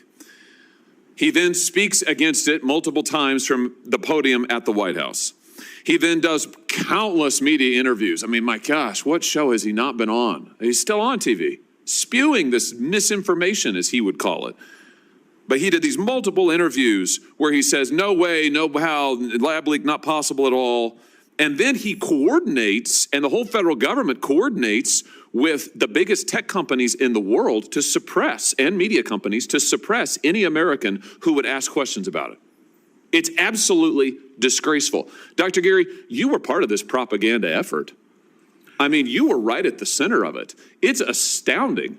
You wrote this piece, this Nature magazine piece or whatever it was that we've heard testimony here today, Nature Medicine, March 17th, 2020. We've heard testimony here today from other scientists on the panel that it's basically an opinion piece. You said at the time that definitively SARS-CoV-2 is not a laboratory construct, Of course, our own government, key agencies have concluded otherwise. And on the basis of this, Dr. Fauci and others cited this piece and went out to use it to mobilize our own government to censor people who ask questions about it. People lost their jobs because of this. They lost their jobs, they lost their standing, they were kicked off Facebook, they were kicked off Twitter. Do you regret being part of this effort, this propaganda effort? Sir, I was simply just writing a paper about our scientific opinions about where this virus came from. Oh, no, you weren't. You said in an email that we now have that you tried to withhold, but that we have February 2nd, 2020, you wrote, I really can't think of a plausible natural scenario where you can get from the bat virus or one very similar to it to this. I'm quoting you. I just can't figure out how this gets accomplished in nature. It's stunning. Of course, in the lab, it would be easy. Well, of course. And I actually figured it out. That's the whole point of You that. figured it out? You wrote this while you were writing your propaganda piece, while you were writing your paper. I wrote that somewhere around February 2nd. It was exactly February 2nd. And you've testified that you were writing your proximal origin paper in early February. So you're saying that, what did it come to you overnight? There was new data that like came in. A revelation from God. No. It's overnight you scientific concluded, method. I got it. I figured it out. And now I can definitively rule out. It's amazing. Is that what happened? It's just the scientific method. Oh, it's just science. Oh, it's the scientific method that happened at lightning speed and then was used to propagandize and lie to and shut down. As a scientist who's supposedly supposed to follow facts, do you regret the fact that your work was used to censor your fellow scientists?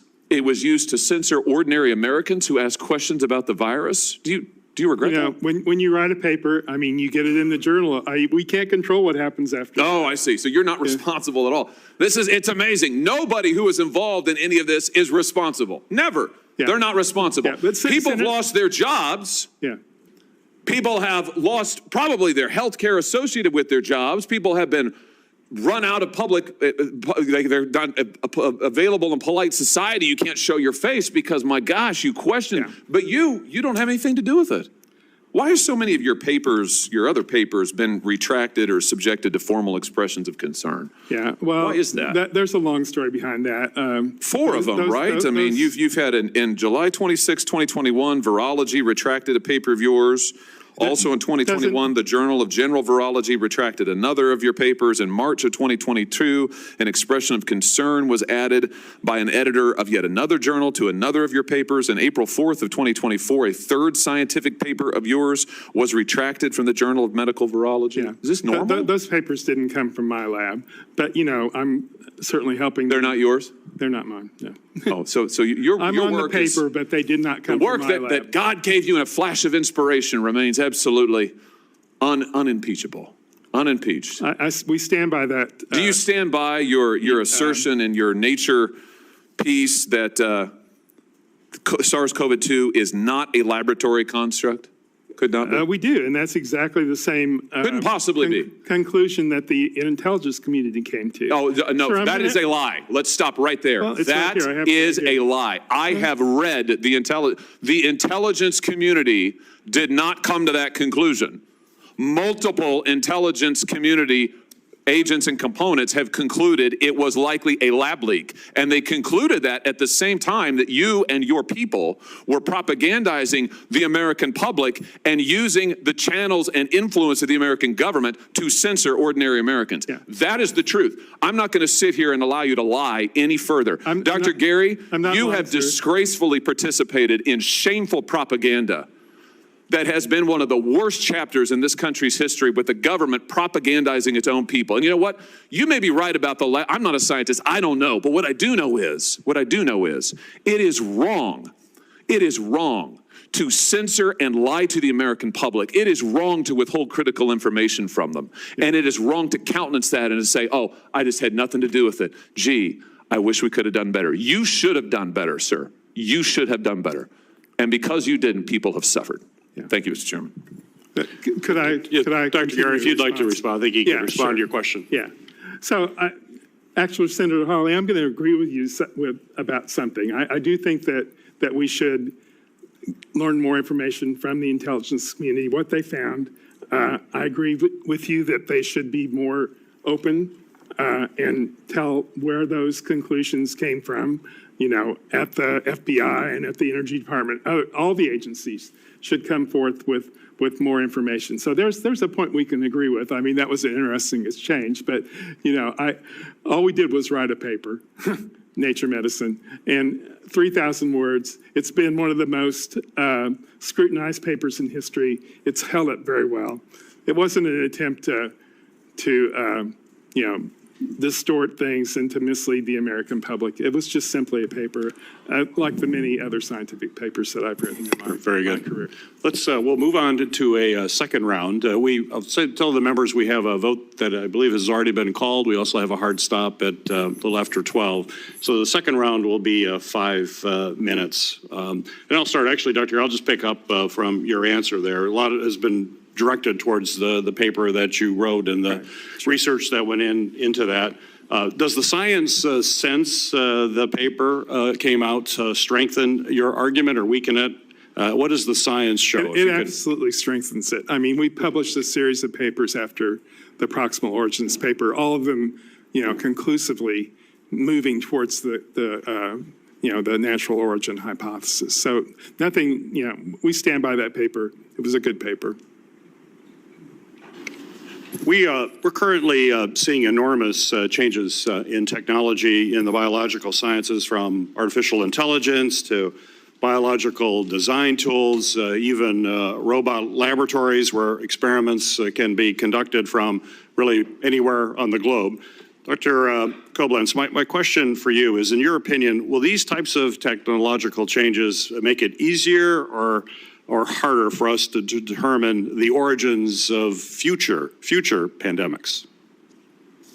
The advances you just discussed will definitely make it more complicated to do that. On the one hand, we are going to have much more sophisticated capabilities to analyze viral genomes and do the kind of analyses that are some of the feature of Dr. Gary's work to understand the evolution of these pathogens and where they come from. And so that will be incredibly useful investigating any future outbreak. On the other hand, the fact that these technologies are going to be globally diffused, the fact that there are a growing number of high and maximum containment laboratories that conduct high consequence research will make it a more complicated process, because there will be more potential sources for outbreaks, whether they're naturally occurring or from laboratory. So the technologies are not a net negative, but they're not a panacea. But it's definitely going to be a much more complicated endeavor to go through this exercise in the future. Very good. Dr. Quay, a question for you. We know the U.S. intelligence community has reported that a few scientists at the Wuhan lab got sick in December, the fall of 2019.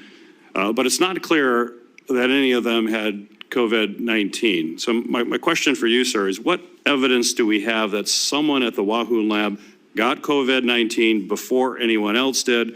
And do you know if these scientists actually got tested for COVID-19? No, I don't. All of my data around that relies on the State Department statement. There were 3 individuals. We believe we know one of them, at least Ben Hu, was responsible for some of the synthetic work in the laboratory. Reasonably young person who was hospitalized, who was said to have been hospitalized with a X-ray confirmed disease consistent with COVID-19, but not blood testing. We do know also that in May of March of 2020, Dr. Shi reported that no one at the Wuhan Institute of Virology had SARS-CoV-2. And with another individual, we did a statistical analysis of the probability of that with the incidence in Wuhan, and that is not a truthful statement because of that. So those are the 2 facts I have. Dr. Gary, you want to respond? Senator Peters, could I read from the Intelligence Committee, the Director of Office of National Intelligence, about these 3 supposed sick workers at the Wuhan Institute of Virology? And they write, while several WIV researchers fell mildly ill in fall 2019, they experienced a range of symptoms consistent with colds or allergies with accompanying symptoms typically not associated with COVID-19, and some of them were confirmed to have been sick with other illnesses unrelated to COVID-19. So the 3 sick workers at the WIV is simply a myth. Dr. Quay, what specific hard evidence proves that the Wuhan lab did experiments that created the virus? Do we have specific hard evidence? No, one of our biggest challenges is we don't know what they've done inside there. We know what they were doing in the past. We know what they did in the fall of 2019, all consistent with the things you would do if there had been a laboratory accident there. Filing a patent, first patent out of 600 patents for a device to prevent a coronavirus infection in an infected worker. One of the inventors on that patent is a PLA military doctor scientist. The head of the laboratory was dismissed, and a PLA soldier was put in charge of the laboratory December 2019. So we don't have access inside the laboratory. We probably will never have it. But the genome inside the virus comports to the diffuse grant in such a way that it's inconsistent. I mean, in a court of law, you find someone criminally for 95% or greater probabilities, and this is 1 in a billion, which is greater than that this is a synthetic virus. So I don't want to put words in your mouth. So I mean, a lot of these are assumptions that you're making, not hard evidence. The hard evidence is the incidence of the features of SARS-CoV-2 can individually be looked at in nature. They can be identified with the frequency in nature, and then you can say, what is the chance that each of these were combined in one virus at the same time? This is what virologists do all the time in looking for origins. And when you do that, you conclude that it has a 1 in a billion chance of coming from nature, and it meets all 7 criteria of the diffuse grant. Okay, thank you. Ranking Member Paul, you're recognized for questions. Dr. Gary indicated that the intelligence community was somewhat unified, or a lot of them believe this came from animals, and that's just not true. The ones that have been vocal about this and talked a lot about it have been the DOE, which has more scientists than any other agency in Washington, probably other than NIH. They've concluded that it did come from the lab. FBI concluded it came from the lab, and we have a whistleblower from the CIA that says the scientists that were convened to study this voted 6-1 to say it came from the lab, and then they were overruled by superiors for political reasons. So there's a lot of evidence that people within the intel agencies actually do believe that there is evidence that it came from the lab. In addition to people getting sick, there's also about a week in October where they do imagery of who's using a cell phone, and nobody's using a cell phone in the lab for about a week. So the lab's completely empty for about a week, and some people think that was during a cleanup period. But if you're sitting at home and you're sort of an independent, you hear scientists over here saying gain of function is the best thing since sliced bread, and over here you're saying, well, we really haven't developed any meaningful vaccines or technology from this, you're like, who do I believe? And who you believe does go to character. And so we have to look at some of the statements. Like I say, I've never seen anything like this between public and private statements. So Christian Anderson, early on in this, sends an email to Fauci. And as Fauci says, Bob Gary, and a couple of the other virologists, we think it's inconsistent. This virus, this genetic sequence of COVID is inconsistent with the expectations of evolutionary theory. So they believed it didn't come from nature. They had looked at this. These are smart people that when they were not looking at it, when they were trying to look at it through an objective lens, concluded one thing until they came to another conclusion that it might hurt the business of science and the arrangements they had going on with China, and concluded opposite. But with Christian Anderson, it's stark because he says, Bob and all these, we all believe it's inconsistent with the expectations of evolutionary theory. A week later, Christian Anderson is saying, what I like to use when I talk to the public is I like to tell them it's consistent with the expectations of evolutionary theory. So he goes from inconsistent to consistent, complete opposite approach within days, maybe even simultaneously as these papers are being written. So really the hypocrisy of those involved and those who are saying not a laboratory construct, if you want to know who to believe, look at their private statements versus their public statements. So we have gain of function is the best thing since sliced bread, or gain of function is a real problem. Now, Senator Romney's like, well, what does it matter if there's a chance we should do something? I think he's right. If you believe there's a 1% chance we should do something. But if you think there's a 1% chance, or you want to sort of glad hand people at the end and say, well, we should do something, their argument for the people who think it's not likely to happen is going to be, the administration's already fixed this. It's already done, and all we need is a few little regulatory things. We don't need legislation. We don't need independent oversight. We don't need people looking at this who aren't on the receiving end of the money. This is the whole problem of NIH. The people regulating themselves are getting the money. So the administration has put in place some regulations to try to, help with the buying of select agents. And Dr. Quay, if you could explain to us what a few MIT scientists did recently and how well the administrative regulations are working without actual congressional legislation. Sure. So 3 scientists at MIT said they were going to be a red team, and they contacted the FBI because what they were going to do was about to be potentially illegal. And they put together ricin and the 1918 influenza. Those 2 are select agents, and they're highly lethal. And they broke the genes up in a particular way. They added some benign genes, and then they put out test orders roughly following the White House guidelines, test orders to see if laboratories would send them the pieces they needed to build these viruses or ricin, or they would stop them. And in fact, in 94% of the time, they sent the pieces right to them.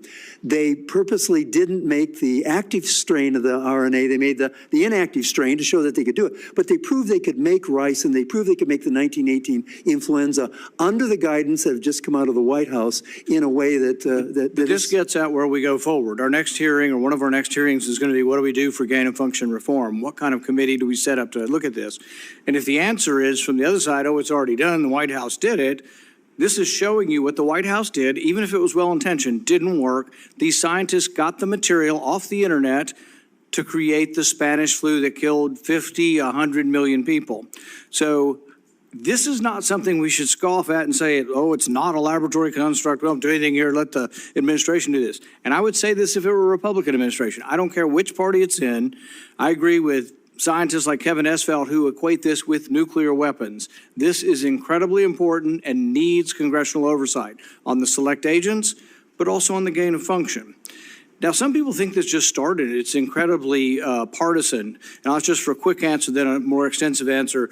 Dr. Ebright, are you part of the right-wing conspiracy? Are you somehow some kind of crazy Republican partisan? I'm a registered Democrat. I voted for Biden. I had a Biden sign on my lawn and had a Biden bumper sticker on my car. That's enough of that. But the main point I wanted to make is this isn't a partisan thing. In fact, when I've talked to Dr. Ebright, he says he got involved with this after 9/11 when the anthrax attacks came. But then more involved in 2010 as it heated up, and everybody was talking about in the scientific community when scientists took the avian flu, which is very, very deadly in humans, but like most animal virus, not very transmissible in humans, and they mutated it, Fauci and others in Netherlands, to make it spread through the air and to spread to mammals. That's a crazy thing. And if people think that's a benign use of gain of function, we should never, ever listen to people like that. Who else thinks it was benign and we didn't need to do anything? Anthony Fauci. There have been these two camps. There has been this debate going on for a decade. I think this is a very good debate. It should be an intellectual debate, but realize these are the people, Collins and Fauci, who are saying, take these people down, take down the people we disagree with. This is not scientific debate. They were taking us off the internet. These are people are not playing under the American rules, not playing under the scientific method, and they should be discounted. But we have to have a real debate over this. So as we move forward, and I'd like to ask you, Dr. Ebright, on this, how important is it that we actually have a law passed and that we actually have regulators that are scientists, but that are outside of the supply of money, outside of the exchange of grant money? I think it's a matter of survival. It's that important. There needs to be an entity that is independent of agencies that fund research and perform research to eliminate the structural conflict of interest that has existed with current self-regulation by agencies that perform and fund research. Thank you. Thank you. Senator Johnson, we can answer your questions. Thank you, Mr. Chairman. You know, in Eisenhower's very prescient farewell speech, he not only warned us about the military industrial complex, he warned us about government funding of research. He said, if you do that, scientists are going to be more interested in their grant, in obtaining a grant, than pursuing truthful science. He said you end up with a scientific and technological elite that would drive public policy, and I think we witnessed that during COVID. They drove it in a very bad direction. So I want to talk about the cover-up again. Dr. Gary, how much have you received in government grants over your career? Do you have any figure in that, a ballpark? Sir, I'm not sure. Hundreds of millions? Not hundreds. So I have information that between you and Dr. Kirsten Anderson, since 2020, between 2020 and 2022, you received $25.2 million in grants from the NIH. That's possible. That's accurate? Okay, so after you write the proximal origin theory, you've been working with Dr. Fauci how many years? Well, I don't actually work directly with Dr. Fauci. Well, I mean, you've certainly come to his aid and testified kind of in his support during AIDS. But the fact is, you cashiered $25.2 million in government grants after writing the proximal origin paper, didn't you? $25.2 million in grants. And again, this Anthony Fauci. It wasn't because we wrote Anthony Fauci has let out billions of dollars worth of grants, right? He controls an awful lot of information. Again, the point being, you know, why would they cover it up? January 27, 2020, Dr. Fauci is informed via email that NIAID has been funding coronavirus project in China for the last 5 years. Okay, so he's given, these are the emails that were FOIA'd. They weren't given to us, and they're heavily redacted. January 31st, he starts conversations with Dr. Anderson, and et al., Dr. Gary. February 1st, Dr. Fauci emails, and my screen went dead on me here, rats. Do you have that? Fauci emails his principal deputy director, Hugh Auchincloss. And here's the, he said, Hugh, it is essential that we speak this AM. Keep your cell phone on. I have a conference call at 7:45. These will likely be over at 8:45. Read this paper as well as the email that I will forward to you. You will have tasks today that must be done. Now, that is somebody who's scrambling to cover up his backside for funding dangerous research at the Wuhan lab for 5 years. Is that correct? Dr. Ebright, I'll ask you that question. But in addition, you basically accused Dr. Gary of scientific misconduct, possibly as serious as fraud. Why don't you address that? Because I would agree with you. Both on the proximal origin paper, I have signed 2 letters by teams of scientists requesting an editorial review of that paper for retraction for misconduct. And then on 2 of the market papers, there are only 4 published, only 2 But published. again, what was the misconduct okay, so you've accused him, but what was the misconduct The primary misconduct, the misconduct of highest importance, was stating conclusions the authors knew at the time, contemporaneously, while writing the paper, submitting the paper, and publishing the paper, were untrue. This is the most egregious form of scientific misconduct, publishing a paper where you know the conclusions are untrue. And of course, the reason we didn't get those emails other than through a court order is that the emails themselves were so unbelievably incriminating. That is that correct. they thought one thing and wrote the exact other for an article that then was quoted like 5,800 times. I mean, that, again, as Senator Hawley and others have pointed out, destroyed people's careers. They were ridiculed. They were vilified. Yes. That is scientific misconduct and fraud. And Dr. Gary, I have to say, if people are bemoaning the fact that people no longer trust science or that we don't trust our federal health agencies, the reason the American public legitimately don't trust scientists and federal health agencies are because of people like you. You bear that responsibility for violating the public's trust from your scientific misconduct and fraud. Thank you, Mr. Chairman. I think, Dr. Gary, you can. Thank you so much. So I would just encourage people to go and read the Nature Medicine article, The Proximal Origins of SARS-CoV-2. We didn't put anything in that paper that we didn't believe was true. The conclusions of that paper have held up very well. In fact, there's been an abundance of scientific evidence that has come forward since then to support all the conclusions, everything we wrote in that paper. So there's no fraud. Yes, indeed, some of the authors changed their mind during the course of writing that paper over a period of weeks.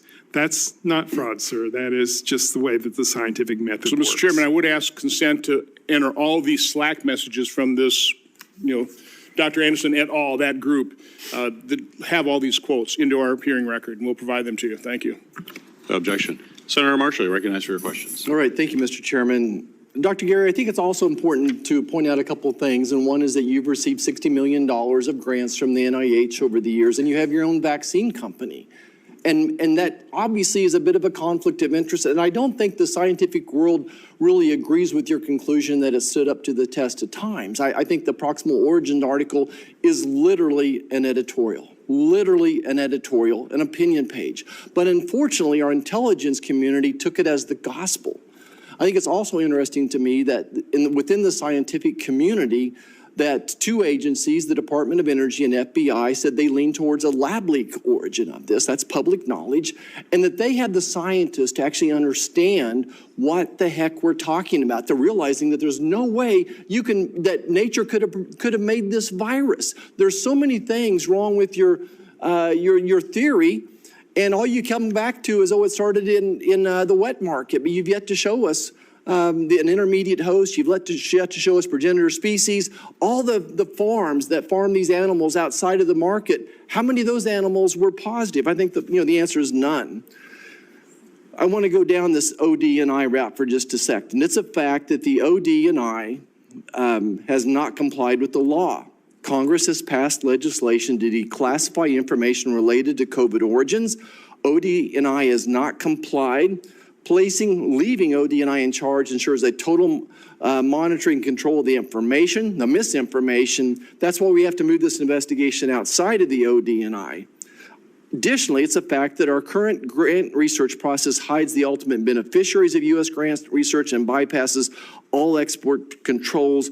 All of that has to be changed. This is why we need a 9/11 style investigation outside of cameras, outside of the politics here on Capitol Hill, to find out where this virus came from, what did the U.S. do to contribute, and how do we keep this from happening again?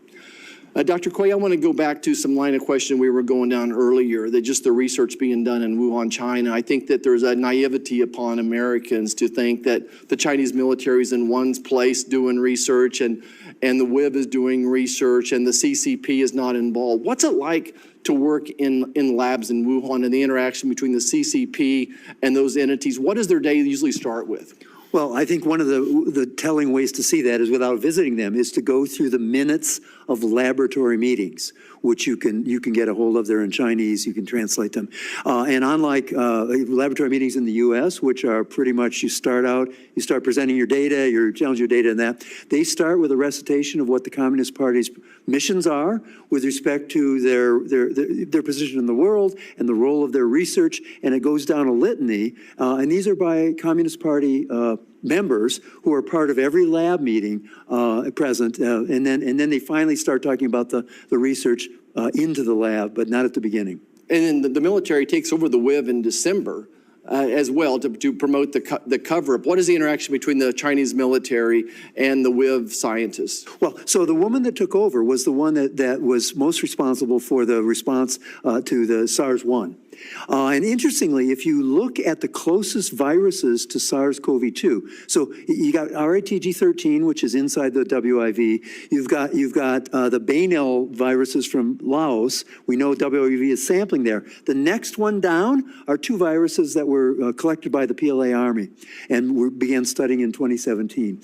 The S2 region of the spike protein is almost identical to those viruses that were originally collected by the PLA Army. The first genetic cluster of patients that had both lineage A, lineage B, were in the PLA hospital 3 kilometers from the WIV. Okay. You know, I think we've debated back and forth about the benefits and risk of viral gain-of-function research, and I'm just going to say viral manipulation, so we don't have to worry about your silly definitions that are used to obscure what's really happening here. I'm going to ask each one of you, do you feel comfortable funding any type of viral manipulation research with foreign entities that are hostile towards America, like the CCP? Dr. Ebright? I think there are strong reasons for international collaboration in science with both allied nations and adversary nations. However, there's a line that never should be crossed, and that is research that has weapons implications, and research on discovery and enhancement of bioweapons agents, like the research on SARS viruses in Wuhan, most surely is an example of such research. I'd like to go through the questions, but I think I should be respectful of everyone's time, and thank you so much, Chairman, for giving us the second round. Thank you. Thank you, Senator Marshall.